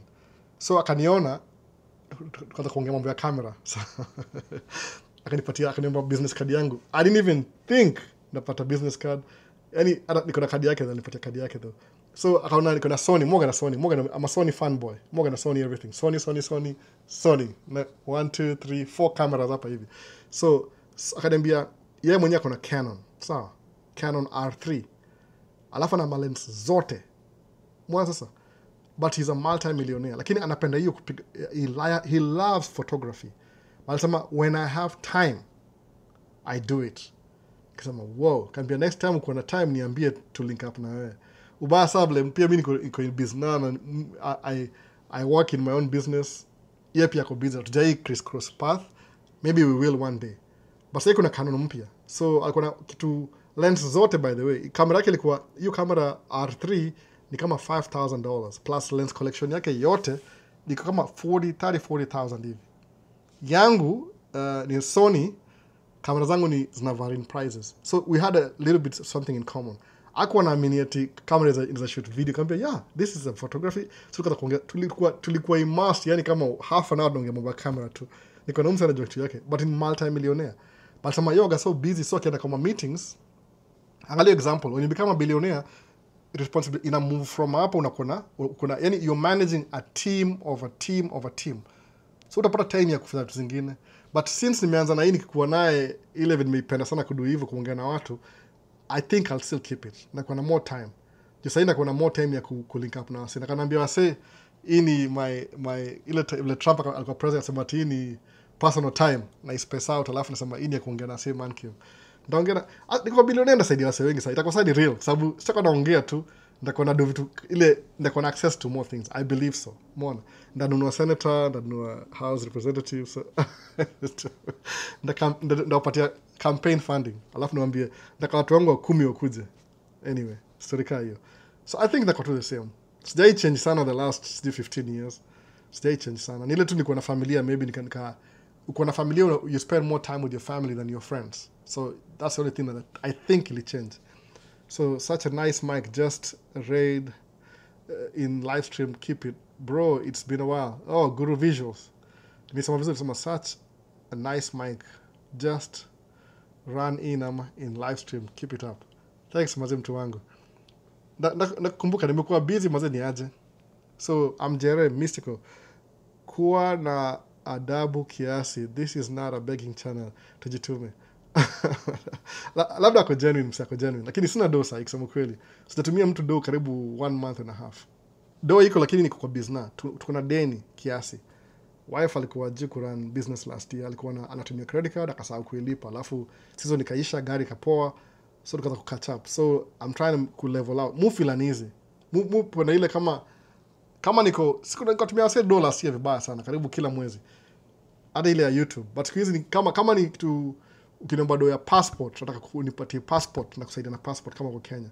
But hiyo pia ni after some time. Kwa sababu I can't really send you money M-Pesa from my business account. Haiko attached na hiyo M-Pesa. Of course mimi niko Kenya, kuna wasa kwa Kenya mtumia do pia. Lakini iko attached na my personal account. Personal account yangu sahi hata ina do iko tu. No. Tangu May.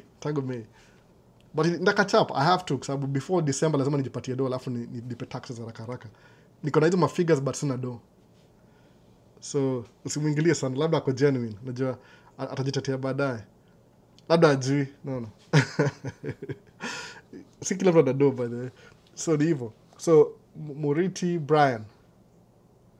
Ni aje albo mtu akiwa na commercial driver's license na lazima tuwe tena uwe na driver license ama it's the same thing. Kuendesha aje difference ya CDL na DL ni gani? Ukiwa na sona ni DL, it's still a DL. Ni ile tu muongeza commercial hapo. Your license too. It's not license yangu hapa. Yani commercial ukiflip the other side inasema uko na more itongaje? Uko na more authority to drive different classes. It's a commercial driver's license. So kuna driver's license alafu unaongeza commercial, meaning you're doing it for a living. It's a business. Actually, that's what a driver license is. Kiangalia kwa sheria live kabisa. DL ni kama mchezo tu. You're not even supposed to have a DL. Ni tu gavana anapenda kuchukua information ya watu. Sasa story nyingine, hata siwezi ongea hapa hivi. Sasa Guru Visual asema nini? Asema nimeanswer your question. The same. Utakuwa na DL when you get your CDL ni still DL but imeandikwa commercial driver's license. Kuna sample, ndio wapi sample naonyesha sahi. Kuna video fulani kuna sample, nataka kuipost mahali uone difference. Ni jina tu, unapewa ile more authority to drive. Thanks a lot for the information you give us on behalf of the fraternity. I appreciate. Good visuals. Ile my tags, to me tags. I am Jerry. Albo, I was the one asking about the drone for video shooting. How far can they cover in the sky? How long can it last in the air?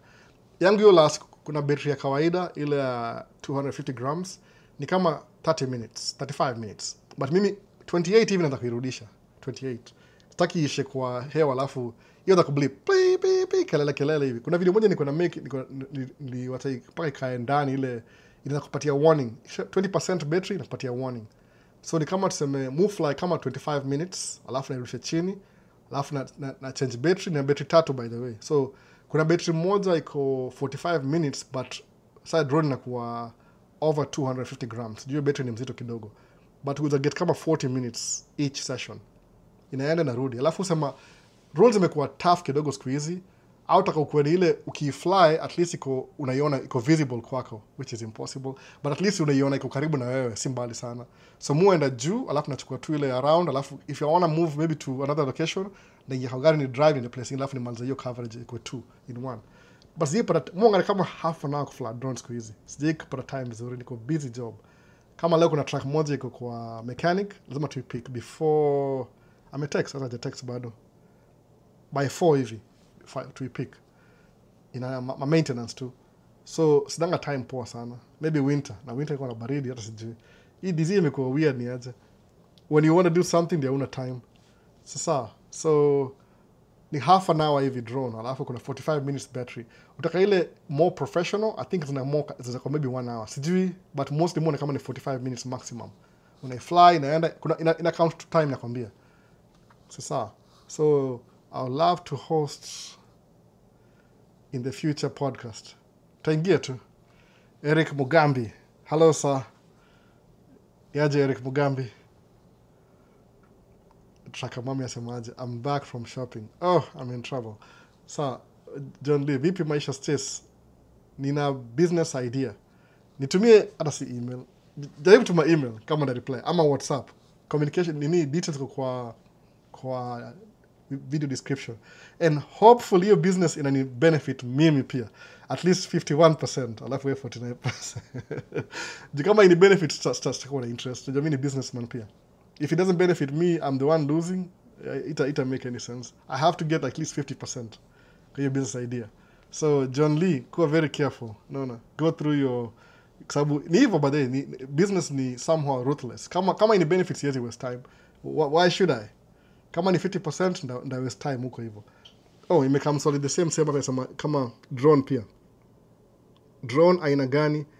Niko na mutumia DJI Mini 3 Pro. Kuna Mini 4 Pro, but it's the same thing. Move by drone maybe every 2 years or 3 years even upgrade. Niko na ile Mini 2, but watu hiyo fly and out train nayo. Na by the drone ile haitaji ni license under 250 grams. Kuna video kadhaa munga nazijoin hapo hivyo. So ndio hiyo basi. Commercials you can drive almost gari zote. And hiyo ni driver license bado. Driver license. So same thing to ile commercial driver license. Same thing. Pia ni ID. Ni ID, ni driver license, ni commercial driver. It's the same thing. Photo ID. As long as umekuwa issued kusema the government owns your behind. So inakupatia identification. We own this guy. Tumefungua account na yeye. So ndio huyu yeye hapa hivi. Photo ID. Anita asema tracking ya construction. It depends. Kama unakununua kama ile unapull moga na type mbili, moga na dump truck, ile straight truck, alafu kuna box nyuma, ama kuna ile tractor trailer. Preferably tractor trailer ndio cheaper. Unasikia Anita? Tractor trailer unaweza nunua kama tuseme 40,000, 60,000, 80,000, 100,000 depending na mileage na kila kitu. But ni ile kununua ile tractor trailer ni cheaper, but season yake ni fupi. Juu kuna hizi road restrictions during winter. But ukinunua dump truck ni more expensive, but you work more. So depends on your finances. If you have money, nizakambia straight up, nunua ile straight truck, brand new if possible. chukua 100,000 uweke down payment. Ama kama uko na grants, kama wewe ni Anita, kuna hizi grants za women in business, local government zinapatiana. Chase through hizo manini, pata hizo grants za a new business, omba loan. Kama sema upo 50,000, omba loan ya 80,000, uweka down payment, ununue truck. So hiyo grant ni income, lazima uideclare kama income. Alafu hiyo loan lazima uilipe ile ya down payment. So utakuwa na loan na grant. Alafu anza business. The first year utaungua kidogo, but the second year catch up. Utakuwa sawa. That's what you do. Kama wewe ni mwanamke in business. Kuna hizo sijui specifically, but kuna ile, if you're brand new in business, minority owned or women business, kuna grants iko available. But you really have to chase for them. Kuna training, kuna nini. Take your time, itakusaidia. It's worth it. Unajua ile mtaka cha mvunguni sharti ya iname. Hiyo saying ya Kiswahili hiyo. So lazima ufollow through hizo vitu zote kabisa ndio ujue ni aje mpaka ingiane.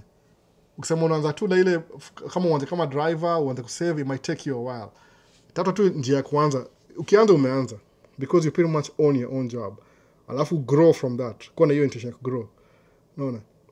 Ni kweli sio cheap, especially maintaining hizo basi ni noma. Za school bus. Ndio hiyo basi umemwona ngasha hapa hivi. Nasaidia. Naona dandara ni aje poa kabisa mzee poa. Minority ownership in US is currently the best avenue to start up business. DJ Voice ameingia akwambia unasikia hivyo, minority na women in business. Anybody else alikuwa kwa sababu nini over time nini women walikuwa kama property in the 19th century. Wakapata women can vote sije kwa 1915. Alafu 1965 siku ya Martin Luther King Jr. protest wakachanjile sisi ni minority in a way, but tuko minority bado. I mean, I think in America black people ni kama 13% of the population. Minnesota white ni 80%. So either way mimi ni minority. So they want to make sure my minority wana participate kwa business. Imagine tuko yani hapa white people ni 80%. So 20% ni Asian, black, immigrant, kwa hiyo category nyingine sisi. Minority mbaya. So kuna minority business kama wanapatiana do, but hiyo kwako when you get that money is like income. Lazima udeclare kama income. Alafu ndio useme how did I spend it, ulinunua naye truck. Expense ni kununua truck. Usisahau hivyo by the way, taxes kama mchezo kama mimi first time. Sikupewa grant but nimejua mambo ya grant juzi. So mambo hapa na DJ Voice, minority owned business kuna hizo advantages. You can start off like that. Kama hujaianza usijali. Leverage bana, leverage hizi vitu bana. Leverage kabisa. Usifunge macho. So John Lee, business idea. Make sure mimi na make 50%. Kasi make 50% stay invest. Okay, kuna Ndungu Ikua. Niko ndani leo nimepata ukiwa live. Karibu kabisa mazee Ndungu, karibu kabisa. So uliza swali kama uko live, ndio itapoa kabisa. Hello Alba, what can you advise an immigrant moving to LA? Sean Kabaka. Enda tu bana. LA ni kama Nairobi. Very good weather, but kuna watu wengi huko hivyo, kuna traffic. Utakuwa sawa though. I think kuna opportunity huko hivyo. I think it's the same everywhere you go. Lakini LA specifically kuna hiyo watu ni wengi huko, competition. So jaribu kuishi kwa outcast, alafu utafuta zile the best paying job, alafu uendelee. Umeona?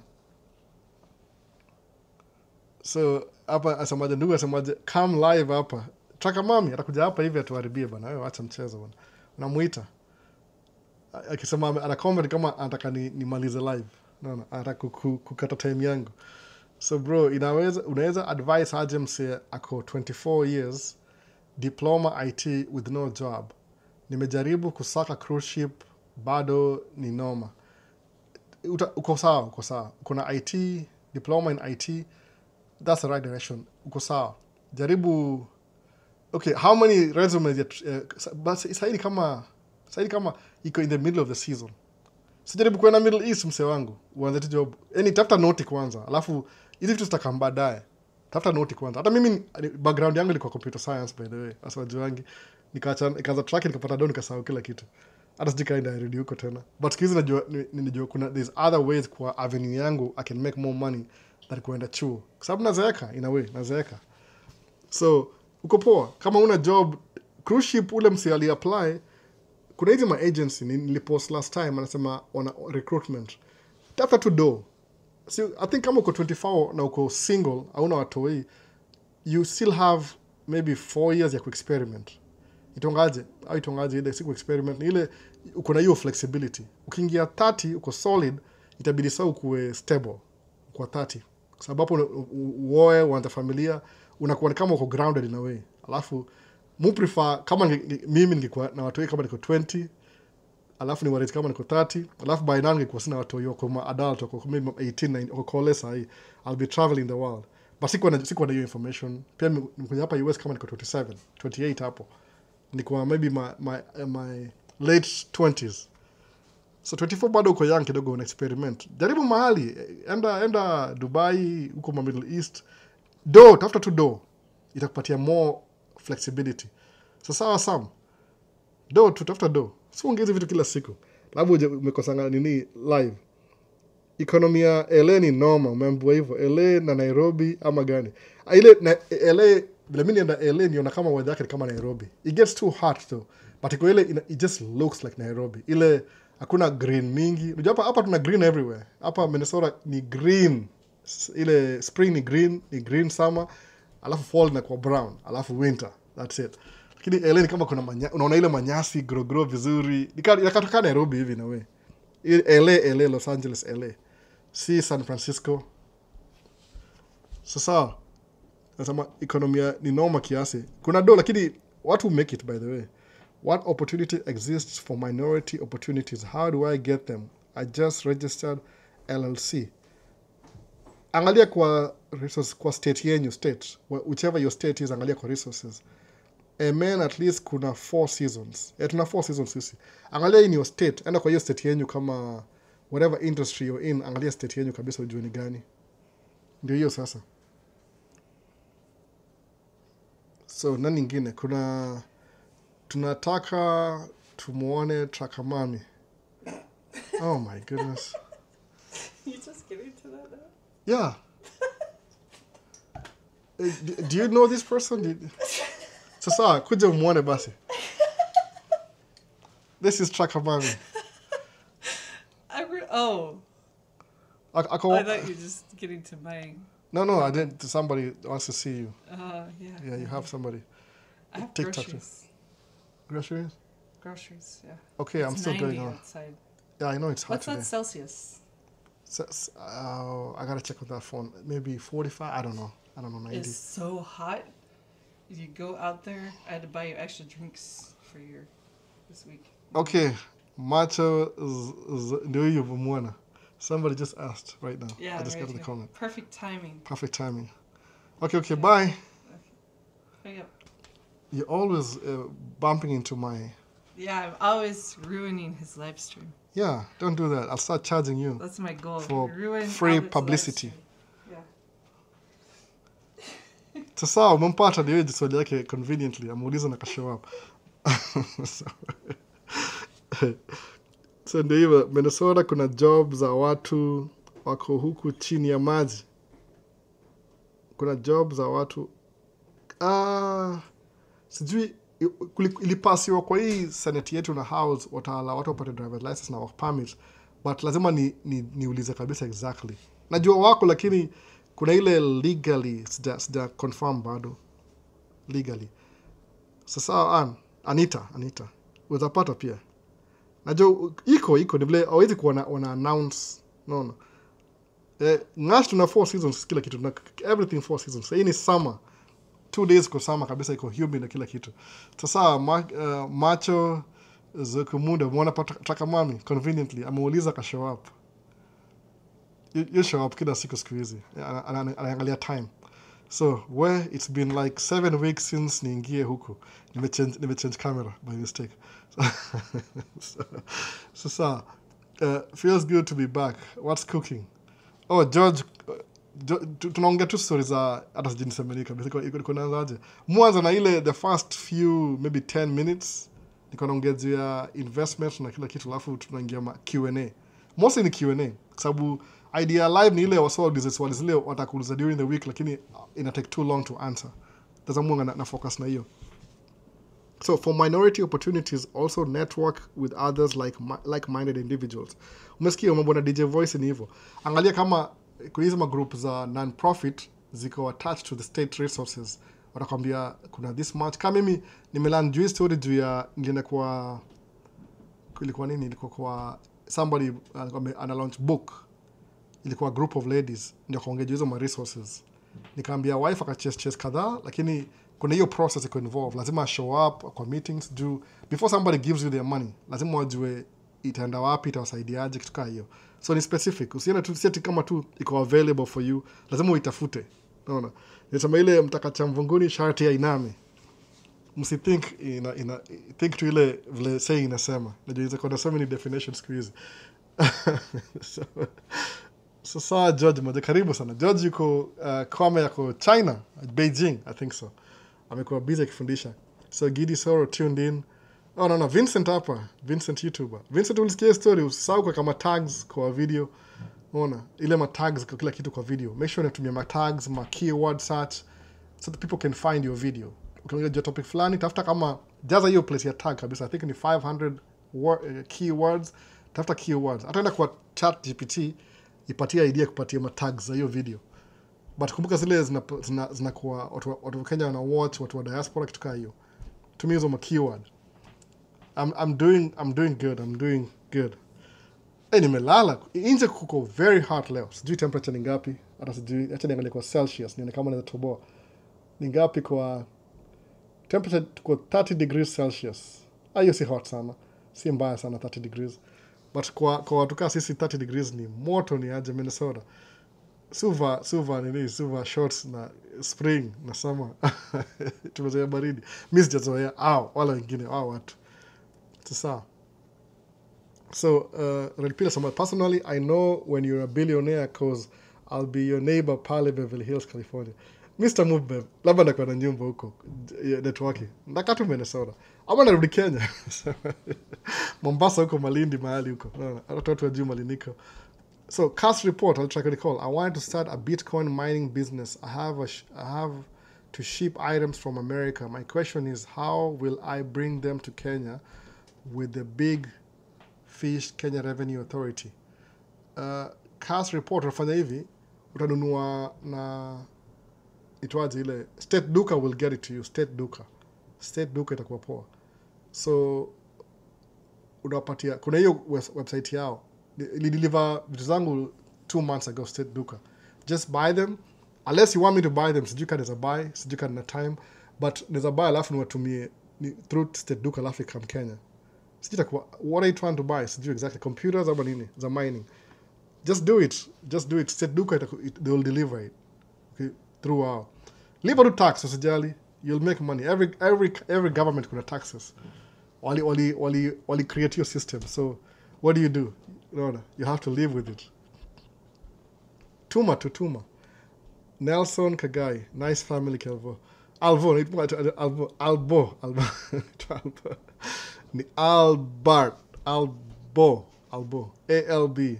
Ajabu kisema labda ina sound funny. Salimia Trakamami na Yodora.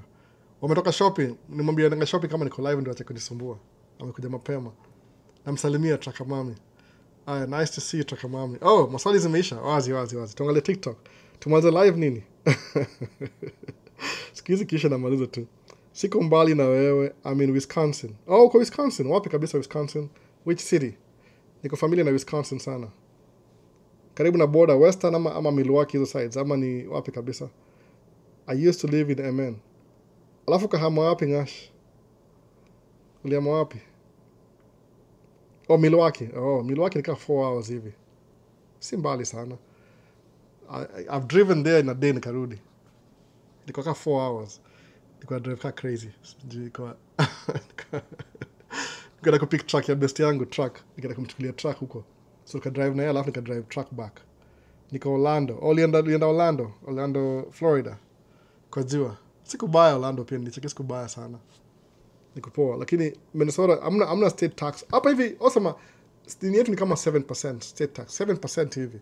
Si mbaya sana by the way. Kuna ile kwa sababu ina move na income yako. Si mbaya sana. Ina work out eventually.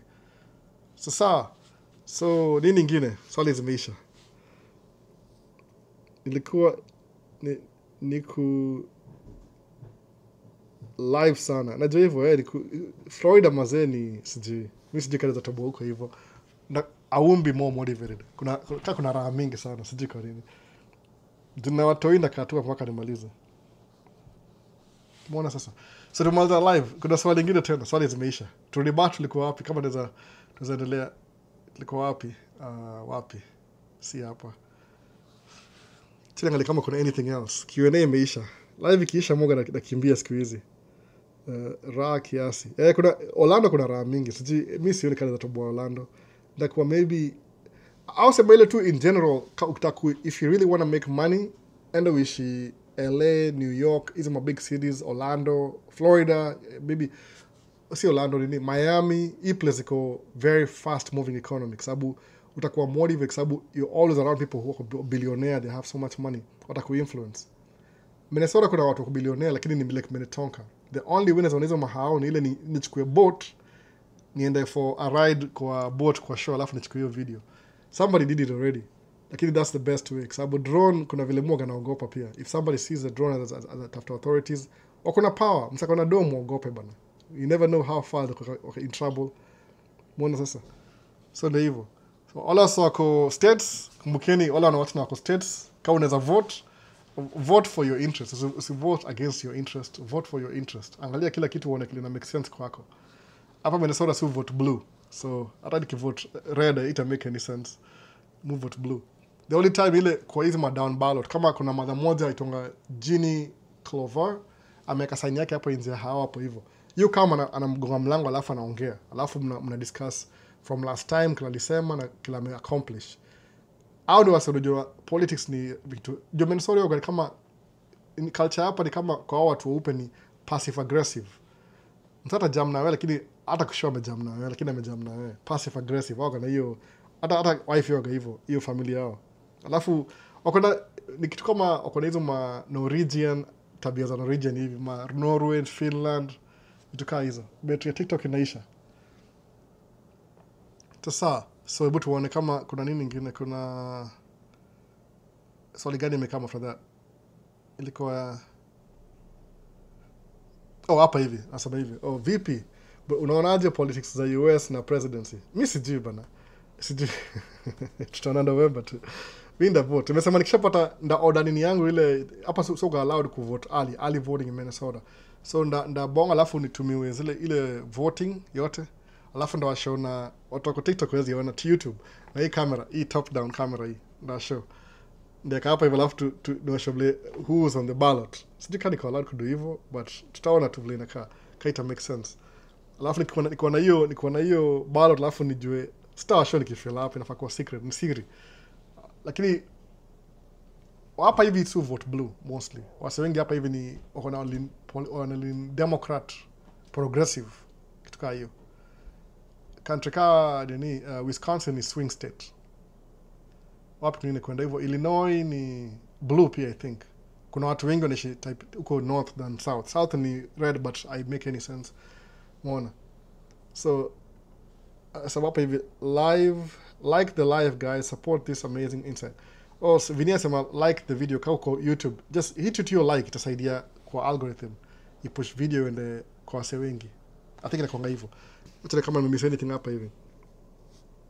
Do you see if blue will help out trucking industry for better rates? DJ Voice. Probably not, kwa sababu blue yaangaliangi trucking sana. Sikia DJ Voice nisemaje, nimesema before kwa nini? Wase weupe au protect zile jobs zile wanaweza fanya azihitaji akili kwenda shule na they're still paid well. So I think red hiyo side ya tracking kuliko blue. This is true. Lakini jua tracking si minority, si majority kwa ile itwaje kama population yote. Red si majority, unajua hivyo. Ni minority. Nilitry kudu tracking channel ya iko tracking channel itonga Alhal tracking channel. Iko minority mbaya. Sijui kuna any tracker yo do YouTube akona 1 million subscribers. Maybe ule ana double, ana do tracking video na watu wengi wamecap na 100,000 200,000 unless akona ile news ya tracking ndio anakuwa ana grow channel more. Tracking ni very small community. So bala ku worry about rates za tracking, DJ Voice jaribu kuinvest na vitu zingine. Tumia tracking kama kumake dough, alafu invest na vitu zingine different, real estate ama kitu kingine. Sababu tracking iko very volatile. Kuna so many people wako between wanakulanga pesa. So before kufikie when you're the bottom line kama una drive, especially over the road. Unless unadu hii yetu construction kama hii ya nini ya local. Hiyo ni different kidogo. Juu mimi niko tu one step away kumake nini do directly kukata, yani niko one step away kucut off middleman. One step ahead. I need maybe 2 to 3 more tracks. Alafu na cut off middleman kabisa. So blue isaidiangi tracking sana industry, unfortunately. Itasaidia ile generally. Itakuwa slow but itakam pole pole. But red hiyo saidia tracking sababu huko ndio kuna wasee wengi wale uneducated or drive track ndio hao gara hivyo. So ndio hiyo sasa. Not many people, even Mother Tracker channel has really tried to diversify. And hivyo YouTube channel the tracking is going ni minority. Tracking is very small population by the way. Maybe tuna shout na kama ni kubwa. It's very small compared na channels zingine.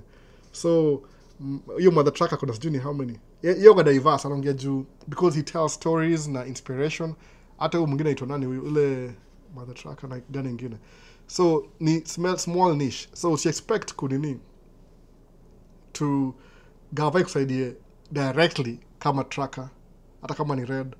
Utaget hiyo benefit ya tracking red, lakini utakuwa na so much discrimination kwa sababu kuna hii history ya hii story vile ilienda. Unajua iliendaga hivyo kitambo ilikuwa our Democrats, Southern Democrats walikuwa for slavery. Kwa sababu ilikuwa nafaa hizo words kweli. Sijui. Walikuwa ile kwa utumwa, walikuwa na hiyo utumwa watu wa Democrat, Southern walikuwa na mambo ya utumwa kitambo sana, Southern. So Northern ilikuwa about vitu zingine za economy. Ile kwa watu kwa free democracy. Alafu ndio Lincoln akaanza Republican Party. So the Republican Party ilikuwa the Northern, watu wengi they were living the South and the North. Asa ile proclamation ya ku release watu watumwa. Watu wengi kwa hiyo party ya Southern wakaenda kwa Northern Republicans. Over time Republican wakamake deal. So vile Lincoln alichapwa mchuma, ule vice president wake akamake deal na watu wa Southern. Wakaflip maneno, wakaharibu hiyo story tena. Sasa baki wase weusi hawana mtu wa kuvotia, wakabaki kama independent. Umeona sasa? Alafu ndio over time ndio hizo my interests za presidency unaona lean towards that. Sababu kitambo ilikuwa hivi, Republican ilikuwa na conservative side na liberal side. Alafu pia Democrats ilikuwa na conservative side na liberal side. At the same time, both of them. Walikuwa ile kila mtu ilikuwa kama ile balanced. Lakini the most ya hii utumwa ilikuja, watu wazungu ka lean towards Republican in the 1960s hivi siku ya LBJ, Lyndon B. Johnson. Alafu na nani huyu mse wa zake ndani mwingine huyu president alikama after yeye. So you can switch sides. So siku hizi mara mob wa mama na watu weusi au vote Democrat. Ndio kama mbaki ina lean more progressive na liberal. Alafu Republican na lean more conservative na ilichoje ingine. Si progressive, ni conservative too. Na hiyo conservative kama wewe ni mtu mweusi it means different kwa nini, kwa sababu mtu mweupe anaona kama Republican inataka ku maintain the status quo. Au kuna ile advantages watu wengine hawana. Sawa, hivyo tu, that's what they're trying to do by the way. So hiyo jina conservative inamaanisha keep things the way they've always been. Aya, Democrats in another way wanaona kama if you keep things the way they've always been, serikali itashindwa na watu wengine sababu everybody in the world is competing sahi. So what do? Unaona kama tukue more progressive to include watu wengi. That's what kina kwa Democratic Convention kuna wase wa mixed huko. Ukienda kwa Republican bado watu weusi ni minority huko. Umeona sasa? So ukivote watu wengi vote 98% your vote, watu weusi your vote Democrat. Kama una voting Republican na kwa ni rumo juu utawavotia wengi ndani, alafu at the same time kama kubague tena. Depending na unaishi wapi. Kama unaishi place mko maybe kwa ile local government, but kwa ile overall that's what it is. So kwa mtu mweupe kama kina mama wa familia yao, ukiuliza mbona au vote conservative au taka vitu zikuwe tu the way they've always been. Bakawa ni mtu mweusi useme kama tuseme 1960 ilikuwaje kwa watu weusi. Na imagine, is that what you really want to conserve? So jiulize tu hiyo swali. What do you want to conserve? mambo ya 1960 ilikuwa mtumwa ama sahihi, kwa sababu hata sahihi kama watu weusi bado we need gavai intervene ni tupate kazi za kawaida. Sawa, so ni usema vote your interest, sababu mtu mweupe kama ni mtu mweusi na unavote ya msara kunyanyasa inakaa weird. Unaona, labda juu kile unasema labda maybe you need more civil education understands history, sababu haitawahi change. Hiyo ndio maana ya conservative. Lakini conservative kwa watu weusi ni different. Ni kama ile you want the values zile za life, zile kama tuseme family kuwe between mama na baba na watoto, vitu kama hizo, unataka zile values ikuwe. Hiyo ndio yani conservative in terms of watu weupe na weupe kuna difference. Hiyo ndio commentary yangu, naweza sema hivyo. I'm not influencing anybody. Kama uvote hata una say, unaongea tu. Mwoga na vote. Nimekuwa kivote tangu nikuwe raia. Sijai kosa kuvote. Every 2 years, every 4 years kwa presidential. So unaangalia vitu kama hizo. So kama usema kama what in values gani? Sababu mimi ni definition yangu ni nini? I'm conservatively liberal and liberally conservative. So ina nimeko wapi? Independent katikati. Kwa sababu definition yangu conservative ni different na liberal ni different. Umeona? Si extreme right, si extreme left. Niko in between. Ile kama katikati politics. So naangalia who's like nani yako center. Ile governing. Si ati ile extreme. Sababu nini, alafu majority ya watu states wana agree na hiyo policy ya ile kuwa liberal, ile progressive. Now ndio majority by the way. Hata kuna wazungu, half of wazungu au vote hii side ingine.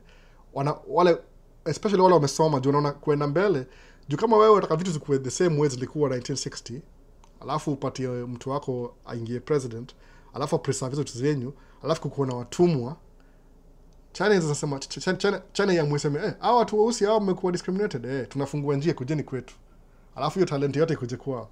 Next thing when NBA imeingia China, hii mambo yote ya doi ishi hapa, entertainment ishi yote hivyo, just like that. So kwa wao sema watu wataka tu conservative, ile definition ya conservatively vitu the way they were back in the days, au ni ile tu wanaona labda wana compete sahi na watu modern, which I think ni kama ni political issue. I don't think it ever works. Inaweza work pia kwa sababu you never know. For maybe 4 or 5 years ama 8 years alafu ikuje kubadilisha na mtu mwingine different. So unaangalia hivyo, so it is very confusing. Tumusema the best thing, learn your history, alafu jua who are you voting for and why. Alafu jiangalie issues za sahi, what do you need sahi. Kama Minnesota sahi kwa Governor Tim Walz ni Democrat, alikuwa Democrat. Alisema the last few years imekuwa na sisi watu sema we pay so much taxes hapa Minnesota. But the thing ni ile budget ya Minnesota so gonna surplus every year. Dona, kuna surplus. So the debate is it's not like we don't have enough money. We have enough money. Sasa sema, what do we do with the surplus from the economy? Sema, let's do this. Why don't you feed kids? So Minnesota sahi watu wote as long as wako shule, free breakfast, free lunch. Kwa nini? Kwa sababu Tim Walz alikuwa educator yeye mwenyewe, alikuwa mwalimu. Alikuwa military 24 years, akuja kwa mwalimu 10 years. So anasema kids can learn when they're hungry. So ile surplus ya budget alidedicate ifeed watu for free. I'm telling you it's true. Tumepata kadi ya EBT. Sisi ya watu wetu. I'm not kidding. Tulipata last week. Maybe wife, what's this? Hii ni ile serikali ile ya kufeed watu. Hata kama you don't need it, wanakupatia kadi. So when you're buying food kwa store, tuko na extra credit ya kununua chakula extra ya watu. Imagine ile state surplus. So imagine if the American government federal ingerun the same way. Tukikuwa poa sana hivyo. Umeona sasa? That's why mimi nasema aje, wherever Tim Walz is, ndamsupport. Kwa nini? Nishaona hiyo evidence. Niko na hiyo kadi, EBT card. We don't even need it. I mean, we make enough money to provide for our kids, but still tunapewa hiyo kadi to make sure no child is left behind. Na surplus ya budget ya state. Well, imagine. So would you vote for somebody like that? Definitely utamvotia. Kwa nini? Hii kitu clear. But serious do Kamala Harris has been in office for 4 years. What has she done?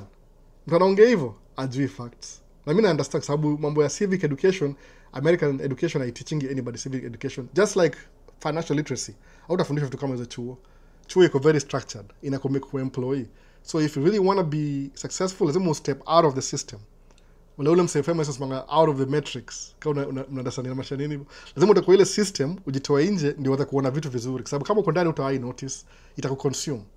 So hivyo ni muangalie hivyo. So kama nisema sahi kwa ile team na support ni kwa sababu naona kama Tim Walz has never been president but ni vice president, but because nishaona ile track record yake I can follow that kwa sababu kuna gani mwingine the last time mse mwingine alikuwa president tracking kuna make do but economy ilienda negative.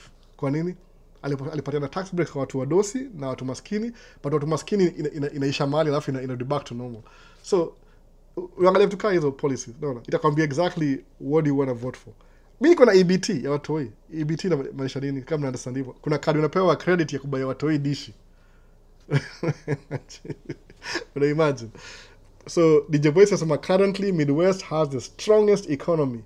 Wisconsin, Minnesota, Iowa, Nebraska cause of farmers. Exactly. Alafu Democratic Party ya Minnesota itwa hivi DFL. Democratic Farmers and Laborers, DFL. Farmers na laborers. Kwa sababu ina defend rights za farmers na laborers. GOP hapa sijui maanisha nini. Ni tu opposing, ni ile tu itongaze contraire. Ule mse ukisema hii anasema hii, ukisema hii anasema hii. No action, mdomo mingi. Umeona sasa? Sasa shindwa maze. Najuka they're just taking advantage of the situation. Umeona sasa? So unaangalia who do you vote for? Kama ni mtu mweusi, angalia vitu zina benefit community yako directly. Umeona sasa? Kama hapa hivi Minnesota waliamua watapatia wase DL. Msichana makaratasi atapewa ile work permit na apewa DL. So what do you think mimi navotia mtu gani? Whoever anasema kitu nasaidia watu wangu, sababu si ni minority anyway. Bila hiyo voice, hata nobody will even pay attention. Kama kuna watu weupe, nusu yao wameamua kuvote na sisi pande hii, ndio to benefit. Mbona uignore hiyo semeti? Mimi ni stubborn, angalia ile side nyingine. Nikao na waste time. Naona sasa. Angalia politics. Wewe kuna vote. That's what people do in Kenya sometimes. Kuna usijui nimesahau huyu alikuwa ana go viral last week. Sijui ni MP ama nani. Nimesahau jina yake msee. Sijui alikuwa anakumbuka jina yake. Amekuwa viral TikTok for a week. Anaangalia project ilikuwa launched 2019, 2022 na kuwa relaunched again. Pesa ilitoka but jaenda mahali. Umeona sasa? Yani straight up corruption. Why? Because people are not paying attention hata muone vitu kaa hizo. Ni public property, yani public funded projects. Inafaa kusaidia watu directly. Juki barabara ikuwa smooth, commerce inakuwa enhanced. Morara, something Morara, and mwana hiyo jina. Ali go viral. That guy is man. No. Mimi na siwezi vitu kama hizo. Mwaga shy behind the camera. Mjuagi ako very confident. No. Ana show kweli kabisa kwa sababu public funding sio gonna public kama saa hii. Nimeangalia news the last week. Kuna the second biggest mall in America, North America, ni Mall of America kwa Minnesota. Kwa nini? Ni indoor. Sawa. Aya, kuanzia next year, on the projects they are building a water something facility. Hizi mapipe na kila kitu indoor. So automatically najua kuna job inakam next year. Aya, job ya highway traffic imekuwa mobile wata increase track. What do? Government funds borrow from the federal government. Indoor park, naona indoor park, water park inakam Mall of America 2025. Hiyo job ndaifanya baadaye najua hivyo. Kuna hiyo sijui 35W kuna traffic 3.5 years. Kuna sijui ni Golden Line from St. Paul to every year kuna project. So man, how things should be. Nakumbuka historia sijui ma stories za ile conservative Southern Democrats. Wale siku hizi wao wana vote Republican. Walitaka ku preserve slavery. Meaning watu weusi wafanyie kazi for free. Our benefit. Yani they want to preserve ile story ya you don't put anything but you get everything. Unaona sasa? Nani afanya hivyo? Who's willing to work for free? Who? We're already paying taxes to the government kama 30%. But tax si mbaya. Msiongee mbaya juu ya tax. Kenya ni ile shida watu wanga taxed very highly alafu ile pesa arudi kusaidia wananchi directly. Hiyo ndio shida sasa. Kwa nini? Juu ya zile ma loan out chukua. Yaani out sijui nisemaje. Kenya ni very kama hiyo kusolve problem ya debt. Hata sijui nisemaje. Hata mimi si msema politician. But kama una borrow bad debt. Mimi nishai borrow bad debts by the way before. What I did nilisema hata nizi pay off. Kwa sababu kama ile mtu give up. Suppose niko nimebuy gari. Hata niangalie comments kwanza before niende mbali sana. Hata nipo check. Sitaki kwenda mbali sana ndio alafu nishindwe how do I come back from this? The indoor water park Ian Irari asema hivyo indoor water park Mall of America na come 2025. Hiyo ni project 2 years. I guarantee kwa hiyo job. Airport improvement ni kwa hiyo job. 394 na sijui iko kwa hiyo job. Highway 12 iko kwa hiyo job. Yani kuna project iko lined up the next 10 years. No. So ukiingia construction you don't even have to worry about it. Unasema, so what do we do? Unaweza piga usemaje? I'm going to do tracking for 5 years. While I'm doing tracking, ndakuwa na savido yangu niende kubuy shares. When I get chomoka tracking after 5 years, ndakuwa na investment account, ndakuwa na real estate portfolio, ndakuwa na no. We shall plan in future, by the way. What makes that happen? Financial literacy. Understand how money works. Usiingie useme, oh, na make do mob sana, 10,000 per month. Okay, whatever. Range Rover, ile mpya kabisa, sijui nitongaje ile hata nimesahau jina. Una custom order na come from whatever, BMW headquarters. Range Rover ni BMW, by the way. Which tells you something. Watu wadosi wanuangi Range Rover. Au lease for 3 years. Alafu wanachana naye. Tax breaks. Don't buy. Hata kama una hiyo nyege wachana naye. No. Buy gari ile reliable kwanza, alafu you'll buy it once in a while. Come in na Q7. Very expensive to maintain. Ni gari poa. But ile tu, wacha nipitie nimalize. I'm pretty sure kwa billionaire, hata billionaires don't even drive cars anymore. Una hiyo time ya kudrive kweli? Uko private jet, meeting vacation, private jet. Hakuna time ya you pay people to drive you around. Muona sasa? Kama nani, Warren Buffett akona sijui gari moja sijui ni 10 year old. Kama hiyo ishi kwa garage. Maybe tu alipenda akafreeze hiyo story. Gari yenagi mahali. You don't even drive when you get rich. The private jet, the limo services, you pay everybody to drive you around. Muona sasa? Hata hiyo story ya Cadillac Escalade. Nimeangalia Cadillac Escalade, nasema ninunue familia naona wacha tulipe deni kwanza. Labda ndainunua bado juu ina qualify kwa hiyo tax breaks. Sijui kama ndanunua gari tena ever. Gari ya kawaida hii Ford, I don't think so. Kwa sababu everything muangalia ni ile ina benefit business aje. Ni tax write off, yes, nanunua. Kwa nini? Kwa sababu the more tax liability unatoa, the more money unabaki nayo at the end of it. Muona sasa? Inakuwa beneficial. So tuende kwa maswali hapa. Ace of Spades of Cadillac. Nimeangalia Cadillac Escalade mara mingi sana. Nimeangalia ile kama I'm thinking of Cadillac Escalades need a premium sport. Ile kwa blacked out everything. Si mpya imekam 2 weeks ago. Ile ya 2023 hivi. Naona 2-3 ile mtu amerudisha kwa lease. Sababu Cadillac Escalade ni Chevy anyway. It's a Chevy. Engine kama ni V8.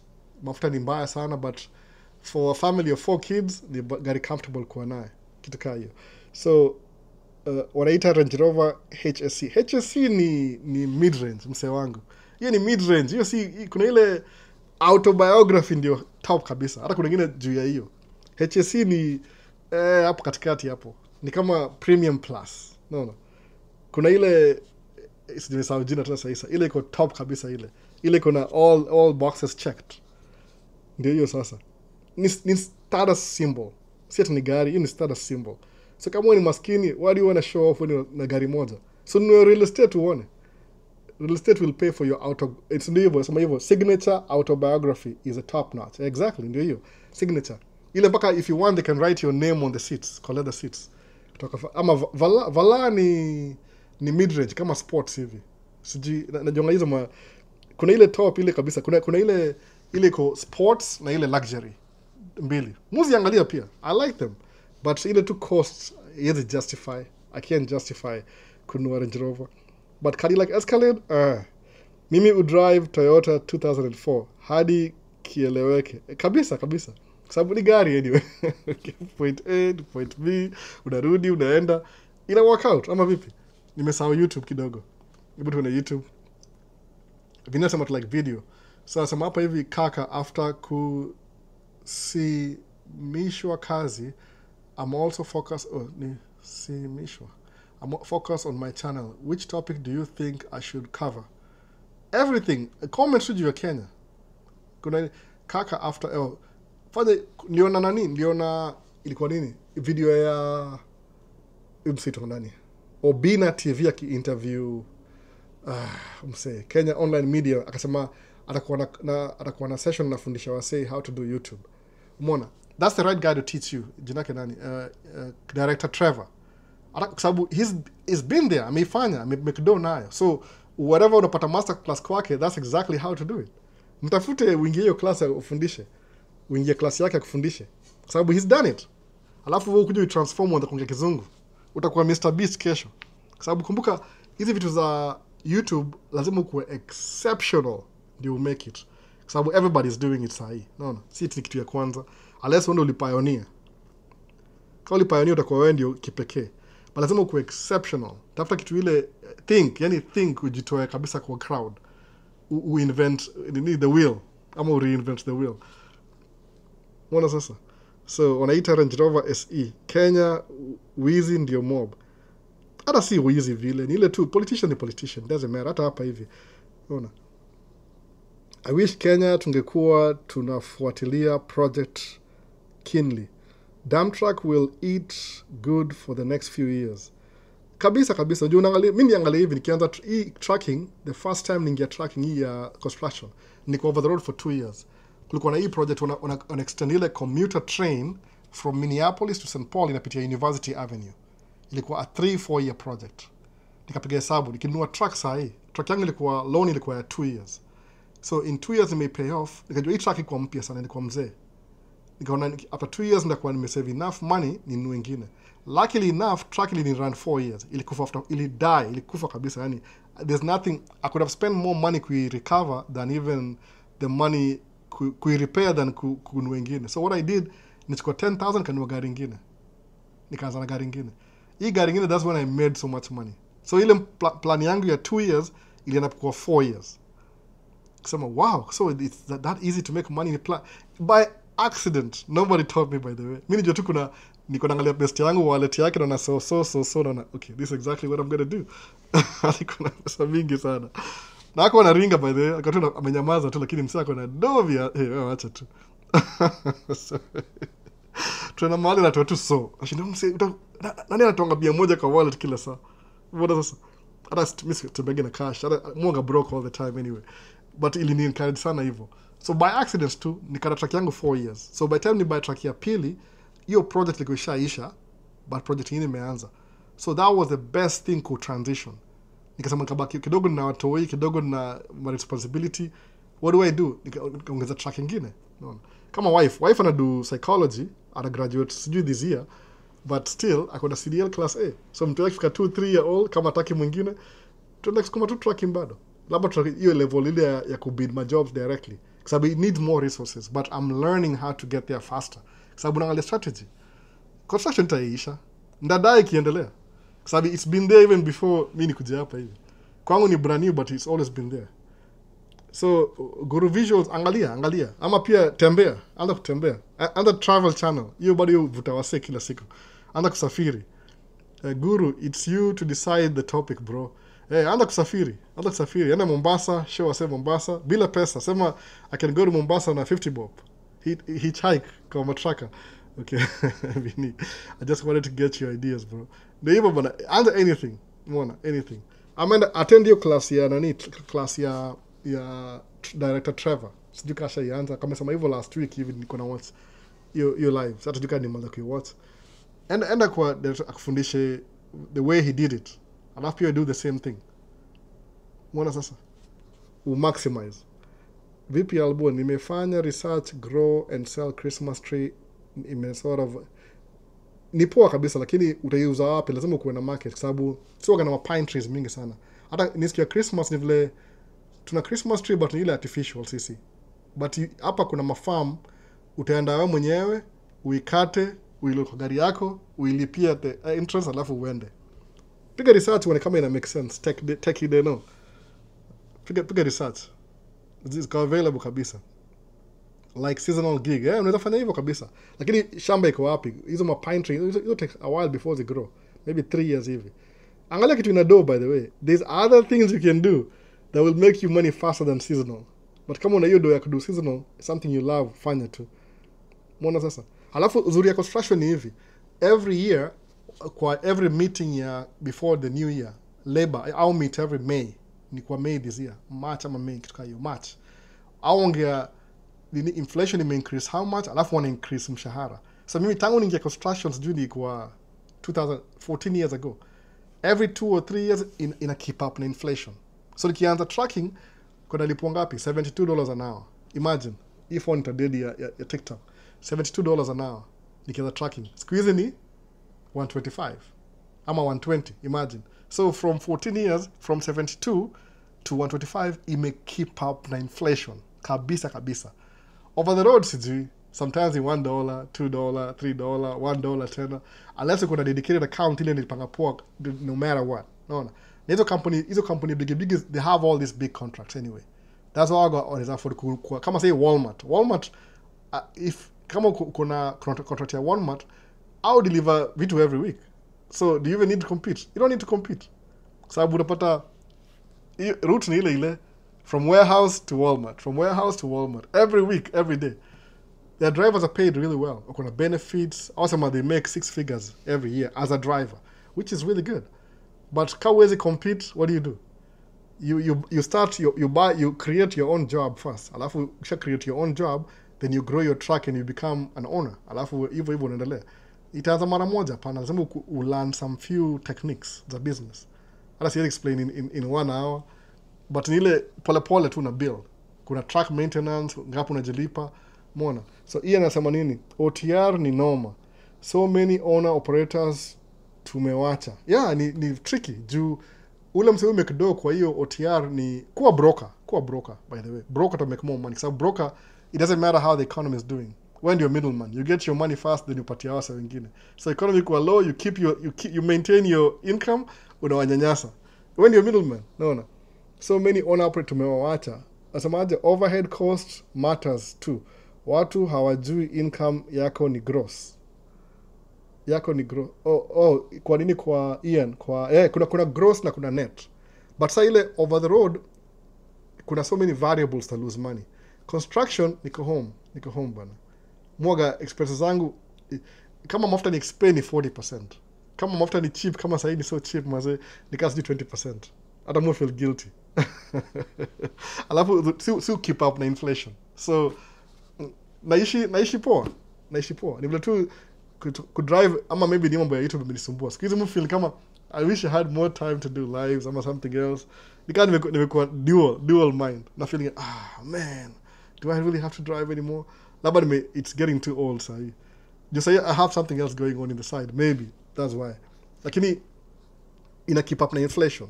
Kama mimi kuna mtu akalipa madera wangu very competitive, wana make dough, alafu mimi pia na make dough overall. Karibu track moja ikuwe paid off. I don't even know what I'm going to do. No. Yeah, cost ya over the road has a match na rates. Ni kweli kabisa. Ina fluctuate. Ukienda over the road kuwa broker. That's the best. Kuwa broker. You call the companies, una create, alafu unapatia matraka. Kwa sababu matraka wengi wajuangi. Alafu ni matraka si wengi sana by the way. Inafaa wabuild your industry. Ni vile tu iko, there's so much money in the industry, but watu kula pesa ni wale wasiwajuu. Maybe the first wale top, alafu the end yako chini kabisa. So, I mean, what do? Unanyanyaswa. So, lazima uelevate kwa hiyo system uingie place katikati hapo ndo utamake more money. Mbona sasa? Over the road ni tricky sana by the way. Jujui, you're dealing with like 48 states. Kila state ina rules zake. Mimi nakaa na Minnesota. Kiona kama pesa si enough na complain. Oh, no. We need more hour. No. How much do dump trucks driver make per hour? See driver, owners ni 120 an hour, ama 125, ama 130, depending on cost of living. Kama this year insurance imekuwa high, I'm pretty sure next year wataongeza hiyo insurance is too high. Unless insurance ishuke. Mona. Now they're trying to get their money they lost in 2020. So ni 120 an hour average, 125. Depends on the truck, 20, 25 hapo hivyo. So if you do 10 hours, do your math. Times a week, times a month. Dump truck ni kama approximately 10 months. Side up ni kama 9 to 8 months. Juu kuna time I'll shut down juu ile it's too heavy for the roads. Hizi ma local roads. So Ian ni kama 120 an hour. So you do your math. If you do like on a clock 50 hours a week times 4, hiyo ni 200 hours. Musema hivi approximately every year, the whole year, mu work between 1800 to 2200 hours. Kwa kuna 2200 umerun like crazy, you miss any day, uko weekend kila kitu. I don't work so musema 1800 hours a year times 120. Piga hiyo hesabu yako, naweza kusaidia. Ian, ako nini? So angalia hapo, chukua 1800 hours a year, every year. Hiyo ni on the low end, ile on the low end. Hadi za kwa 16 by the way, depends uliingia lini. Ukianza from the beginning, ana means kuna how many hours? Sema kuna 1800 hours times 120. Ni 216,000 overall. Truck payment ni kama kwa 40,000, a quarter of that. Bado kuna Kama if you're driving your own truck ujilipe, alafu cost ya mafuta, you still have maybe divide hii by 4. 1/4 utakaa nayo kwa account at the end of the year. Utakuwa na maybe 50,000 kwa account. Imekaa tu by December. Alafu you can invest in another truck. Even nilianza hivyo in the beginning, by the way. So ukiwork a little bit harder, kama nimekuwa tangu December. So 2,000 hours to 2,200. Kuna sodu 2,500. So ni kama $250,000 a year gross. So piga hesabu yako. Uko na gari 4, hiyo ni 1 million already. 5 ni 1 million times. No. It's doable. Over the road, this season iko poa, this year, next year kombaya, back and forth. Unaona, this year kuna make 11,000, next year kuna make 6,000. Inaiba ile ya last year yote. Gari inaharibika, unaiba ya 2 weeks ago. Ni very unpredictable. That's why musema tu over the road ni ile tu ukianza kama dere, ulan, just in case. But kuna wasa wana manage, ni ile tu if you're there long enough utashikanisha. So sawa, tumekaa 2 hours 30 minutes, nafanya malizo live bana. Na shughuli kadhaa. So hapa kuna swali gani YouTube? Albo, uliona interview msee alikuwa States, alioa mzungu, akakuwa divorced, akaponya kila kitu mpaka retirement yake, mpaka akaandika kitabu inaitwa Resilience Rebirth. Sijui kama umesoma hiyo kitabu. Najua huyo msee alikuwa kwa the last time nimeona kwa wapi. Alikuwa wapi msee? Hii Kenya diaspora nitwaje msee. Niliona najua huyo msee. Ule alikuwa corporate. Afunga macho, alafu alikuwa na stay at home mama kaibio kila kitu. Hakuwa anajua, but sio mama alimpatia mapepa, I think kitu kaa hiyo. So hakuwa anajua, alimgeuzia maneno. Ni possible pia. Siwezi mlaumu, hakuwa anajua maybe. Hakufikiria itaenda that far. Mi tu kwa personal opinion itakuwa too far kabisa. Kumbuka mtu unaoa si brother yako. Hamko related. Kweli best. Labda Kiswahili juu kuna trakamami hapa hivi. Sijai chukulia kama trakamami kama ni brother yangu, ama mtu atakuwa na mimi forever. Atakaa na mimi as long as she wants to. Akiamua kuenda ataenda tu. So mwaga nimesema vitu in place ni ile. That's what nataka kubuild, ama nisha build, whatever. Acha tuseme tu kweli. Nataka business yangu ikuwe ile policy ya own nothing, control everything. Kwa sababu kuna trust, na kuna holding company, na kuna LLC, unapata if anything goes wrong, the only property mna divide ni ile what iko on my name. Ile whatever is on my name. Kwa sababu hiyo ndio tumeoana. Sababu business yangu nimeanza before hata tuoane. So iko before. Just kwa voice remove za lawyer, yani anticipate. Mwoga ni hivi, goal yangu ni hivi. Ndaka business yangu ita transfer to my kids. All of them. All my kids. 4 of them. Ita transfer. Whether they want to deal with it, whoever atakuextend and naye sawa. Whoever atabaki atapoa share yake aendelee kugrow bila hao. But ile aim ya business yangu ni kutransfer to my kids. I include mama yao. Mama yao kwa trust yangu atakuwa kama ile in case mimi nikidedi kama wako bado wako young, atakuwa ni kama ule ana itongaje. Nisa hiyo jina napotea bwana. Kiswahili kizungu nikiswitch.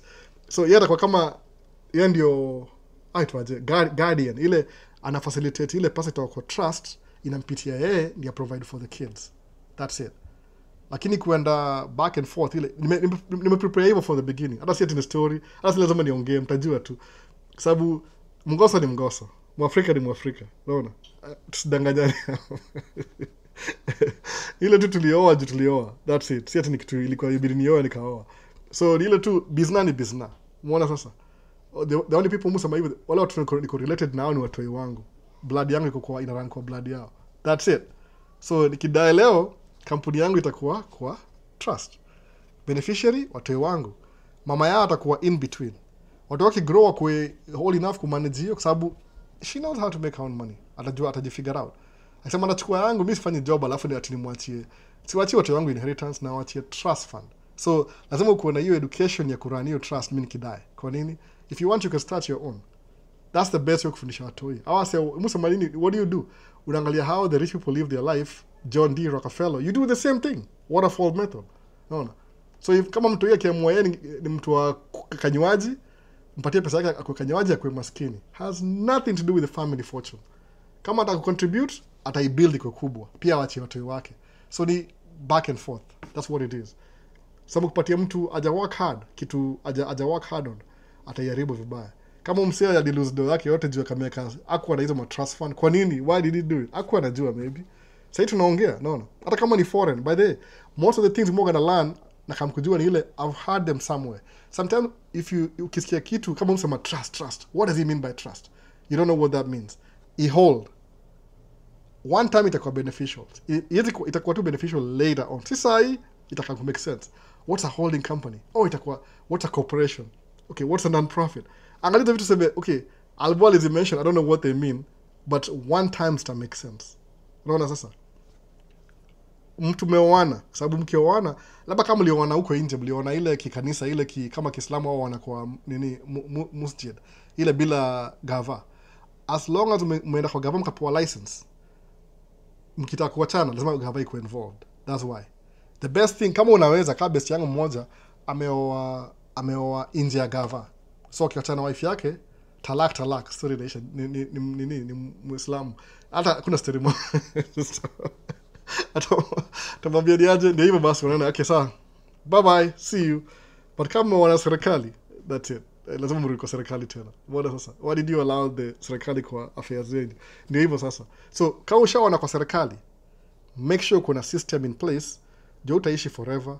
Utakaa alafu utaishia. Alafu ujue exactly what to do after that. Sasa utafanya tu hivyo alafu umalizane naye. Umeona? Utasema tu exactly hivyo. Acha niambie mechanic niko nini nampigia simu. I think gari imeisha anajua hivyo. So ndio hivyo kuwa tu prepared. Sema ati tu uko blindly ati ude mazeni msupu nimempenda ni aje anakaa kama whatever your favorite celebrity. Alafu unasema nataka naye milele. Naona. Hapana. Kuwa prepared. Angalia kuna kama mlioona kwa gava kwa serikali, mlichukua license, serikali najua mmeoana. Lazima mrutumie serikali kuachana. Mimi mkiwachana leo mta-involve judge, malawyer, kama mlioona tu ile kienyeji. Very easy. Wewe hata waka jina yake kwa kila kitu. Sasa itakuwa hivyo. So Nixon umesikia story? Siko ubaya. Ni kama mimi mwana kwa serikali, mimi niko kwa serikali. Ni aje I'm in the house ndio nimeingia sasa. How is everything doing? Ismail niko poa kabisa by the way. So kama uliona kwa serikali, that's what you do. Make sure una do things right according to serikali. Kama uliona na ile kinini bahati mbaya. Ukifanya tracking, did you ever pass by sundown towns? Maybe, but mimi niko very careful. Niko najuanga na drive kutoka hapa mpaka hapa. Niko na the only time one time utasema tu kweli kabisa. Nilikuwa PA, nilipeleka delivery ya Walmart, nikadeliver Walmart. Alafu nikapachukua hizo ma textile, nguo hivi, hizo ma rolls za textile. Nipeleke South Carolina. Kuna kununua chakula kwa ilikuwa DQs or something. Wakaniambia, what are you doing here in Yankeetown? Nikajua tu naongea juu ya mimi niko black. Sikuongea, nikanyamaza nikabuy dish actually mbili. Nikarudi kwa truck yangu. Sikio niliogopa kulala usiku, niliogopa kwa sababu vile msadi ongea ni kama I'm not supposed to be in that town. But my next load niko na pick the next day. Ilibidi nika huko overnight. I was so scared. But in la nikaamka sema I'm in one piece. Okay, sawa. Nilipark gari kwa Walmart, kwa hiyo store Walmart yenyewe overnight. Alafu nikaamka asubuhi nikaenda kuchukua load nikaenda Carolina. Alafu number 2 kuna time moja ilikuwa nini spare parts za gari nikapeleka West Virginia place fulani, town moja small sana. Kudeliver huko hivyo nikaenda kwa McDonald's, wakaniangalia niko kwa line na ngoja kuorder awanipatie order. Paka manager alikam, ananiambia, "Can I help you?" Kambia, "Yeah, I would like to buy some meal." Kambia, "What do you need?"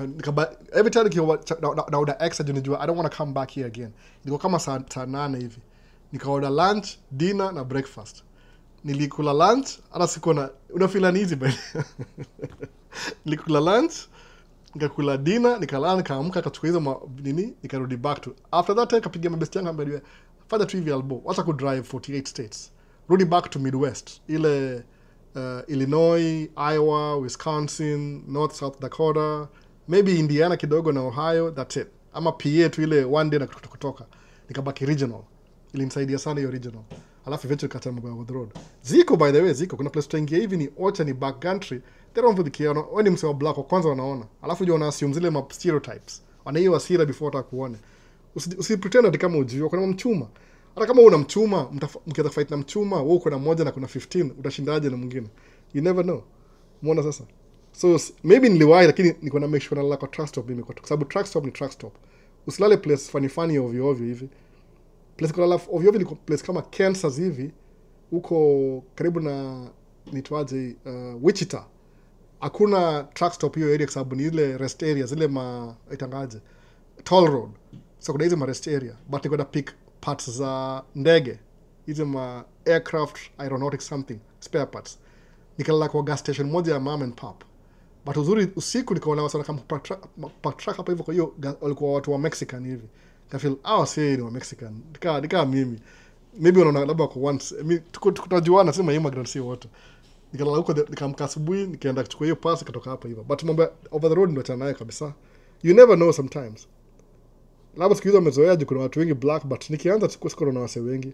Unamsema black unampiga ni aje. Kiumana mko wawili at least. Naona. Ulikuwa East Coast. Alikuwa na drive over the road by the way over the road. Umeona?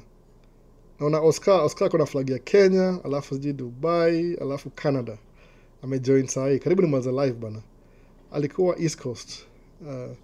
Maxman just got the number 1 gift badge because I'm number 11 member of the team. Makes sense. Nilikuwa OO for 3 years, so I definitely get your math kabisa. Inakuwa hivyo by the over the road. Tafuta kitu local kama unaweza. Sijui kama sasa penetrate but mimi naona kuna a good number of immigrants kwa city, so do construction, at least transportation part only. Ya equipment tujaingie territory bado. Kuna msemo mmoja but yeye ana utiaji mingi. Apenda kutuingisha huko ndani, ametulenga tu. Mimi nakamcompete. Hiyo ndio compare yangu by the way. Of course na shikanisha, I meant if you had to hire a driver, how much money would you pay them?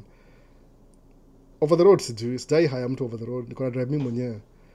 But dump truck mulipa madere between depends on experience yako. Mwanza 32 mpaka 40. So depends on experience yako. Kama uko very experienced you know what to do, anaweza kulipata 42 whatever. But kama una experience 32, alafu nione vile unaenda, alafu ndio increase as you go. Muona sasa. Ndio hivyo sasa. Kwa sababu unajua hao ndio wana drive truck anyway. So tumaze live bana. Kuna swali lingine? Tutaongea next week. Kuja hapa once a week. Ile tu kuanza questions za wase. Sikuwa na do video mob siku hizi sana juu ya job. But hata jikana do video tena hata sijui. Ni kama people know what they know. Itakuwa tu hivyo. Nda try.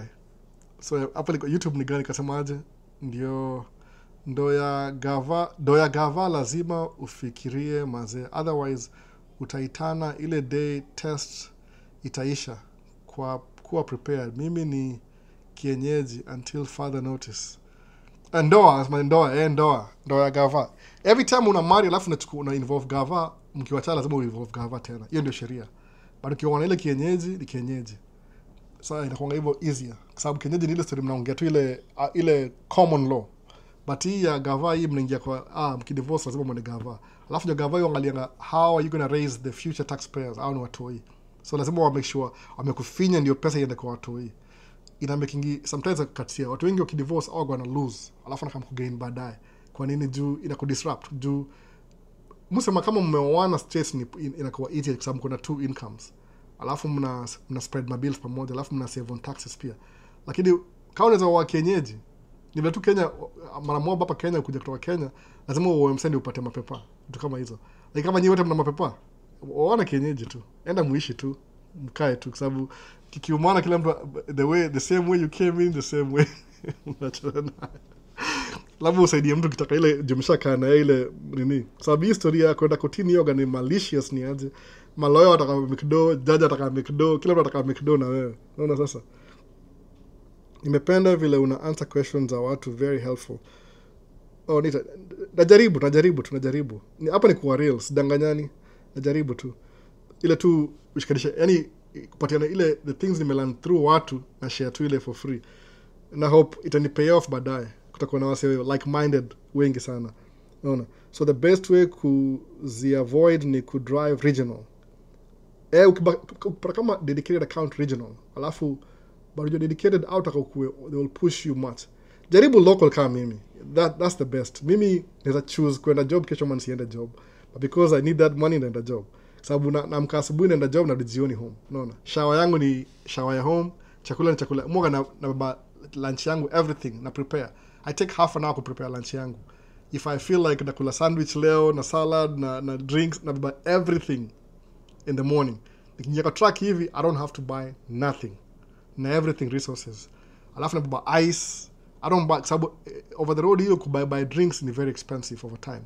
You're buying everything at a premium. Mwona sasa. So the best after localize na kwa poa sana. Kama hapa kwetu tuko na end dump, dump truck, side dump. End dump ni kitu pia ni poa, lakini ina wazungu wengi bado. So Waafrika wengi waja penetrate hiyo story. Ni kama ni weird. Au lipo domob. Au protect jobs zao by the way because it pays good. Jule jobs zao watu wajasoma, watu weupe wajasoma. So I'll protect mali yao. No. So unasema unajaribu kuwa unaona ni mzungu na ujangalia kala yako vizuri. Ni poa to be on your live was helpful. Kuwa na wiki njema ahead baadaye. Poa. So lingine tumalize basi, acha nimalize. Nimekaa hapa 2 hours 45 minutes. Truck ishakuwa tayari. Nafaa kummeet nini mechanic haraka. Unasema local na niko PA. Si local kama angalia region yenyu. Kuna something about local na niko PA. Angalia kama hivi. Uenda kwa port unachukua container, alafu deliver kwa customer. Alafu you come back, unachukua port ingine hivyo. Maybe 2-3 hivyo. Kutoka any localized. Ama even if you have to be out, maybe ni one night. Alafu next day unakam. Hii inakuwa easier kwa mwili yako na kila kitu. Kukaa sijui 3 weeks. Labda if you're built for that, sawa. Mi mukula very specific food. So nikienda over the road ndakufa. Nini? So what do you think on the COVID vaccine countries that need you to take the vaccine still? They will do it somebody safety out. They don't really know you. So if you're going to join their community, on make sure uko poa. Mimi nichukua vaccine by the way. I had to. Nichukua tu. Nisema sitaki kwa mgonjwa alafu nikatie watu wangu bure. Siku protest. Kuna soko samati hata kama even if kama kuna wasako authority wacha tu wa take advantage. Ni dedi tu. Kila mtu anakufa anyway. Unasema so ni hivyo wacha nianze live mazao say. Nimeenda sana 2 hours. So kama una swali yote comment below. Ndamaza na TikTok kwanza basi. Kuna anything kuna kitu yote hapa alafu nimaza na YouTube. YouTube ndio nianza naye. Sasa tamaza TikTok tunaona baadaye basi wase. Baadaye peace TikTok. Alafu kama YouTube swali yote hapa kuna nani what do you think of COVID kama ni country yote wewe enda tu alafu chukua hiyo vaccine na Hadubini online media tuko lot albo you inspire so much na mother dini baadaye hata tuone baadaye na nachukua track kwa mechanic ni kama 45 minutes away alafu shughuli zingine so ikipata time during the week msema hivyo kila saa nda track kuingia live tena alafu kama unataka ku get in touch, contact information yangu iko kwa description ya video. All the videos by the way, maybe the last 1 year hivi. Lakini just kutaka kujua ni wewe kabisa fanya hivi, text me first, alafu niambie jina yako, ya kwanza na ya pili na namba yako ya simu ni save. Na save namba yako ya simu ukini text. So that when you call me, niko na information yako, then I'll call you back, itakuwa easier hivyo. So I'm getting so many calls kwa watu soliciting. So msema nikiona namba sijui na kuwa suspicious. Umeona? Hata Kenya siku hizi sijui uduaje unatumia namba nilianza hivi napata ni msee sijui kwa India yani ashinda why inakaa kama namba ya Kenya na si ya Kenya sasa oh my goodness no. So siku hizi ni text kwanza alafu ni kuna namba yako ni save kwa phone book so when I call you back najua I'm calling who exactly itakuwa poa hivyo ama vipi wase poa kwa description kama kawaida like video unaweza shukuru sana ukilike video kama una swali kama kawaida comment down below. Recording itakuwa available on Friday kama umesi live. Ama unataka kama kitu more clear. Microphone iko na act last year but ina need upgrade. Nime upgrade weekend. Hii DJI ilikuwa na shida kidogo. Hope leo ita sound poa. Nime upgrade jana ilikuwa na software upgrade tuka hiyo. Sasa nani amesema hapa? Ray naona hapa hivi. Kuna Techie peace. Alafu kumbuka nani yako UCLA? Victor. Msema ni bamba sana. Mi kusema kweli nitakwenda chuo. Japo nitakwenda chuo sana na Victor Ochieng ako 2 years program. Naona muishie good luck, mwambie akuja tuwakilishe huko hivyo LA, ndio kila mtu kama mjoin apatie wase siri ama vipi. Shukuru sana Victor, mwenyewe ndio hapa hivi naona. Nda keep in touch na yeye na maisha yako poa kabisa. Baadaye wase basi. Peace. Later. While the stream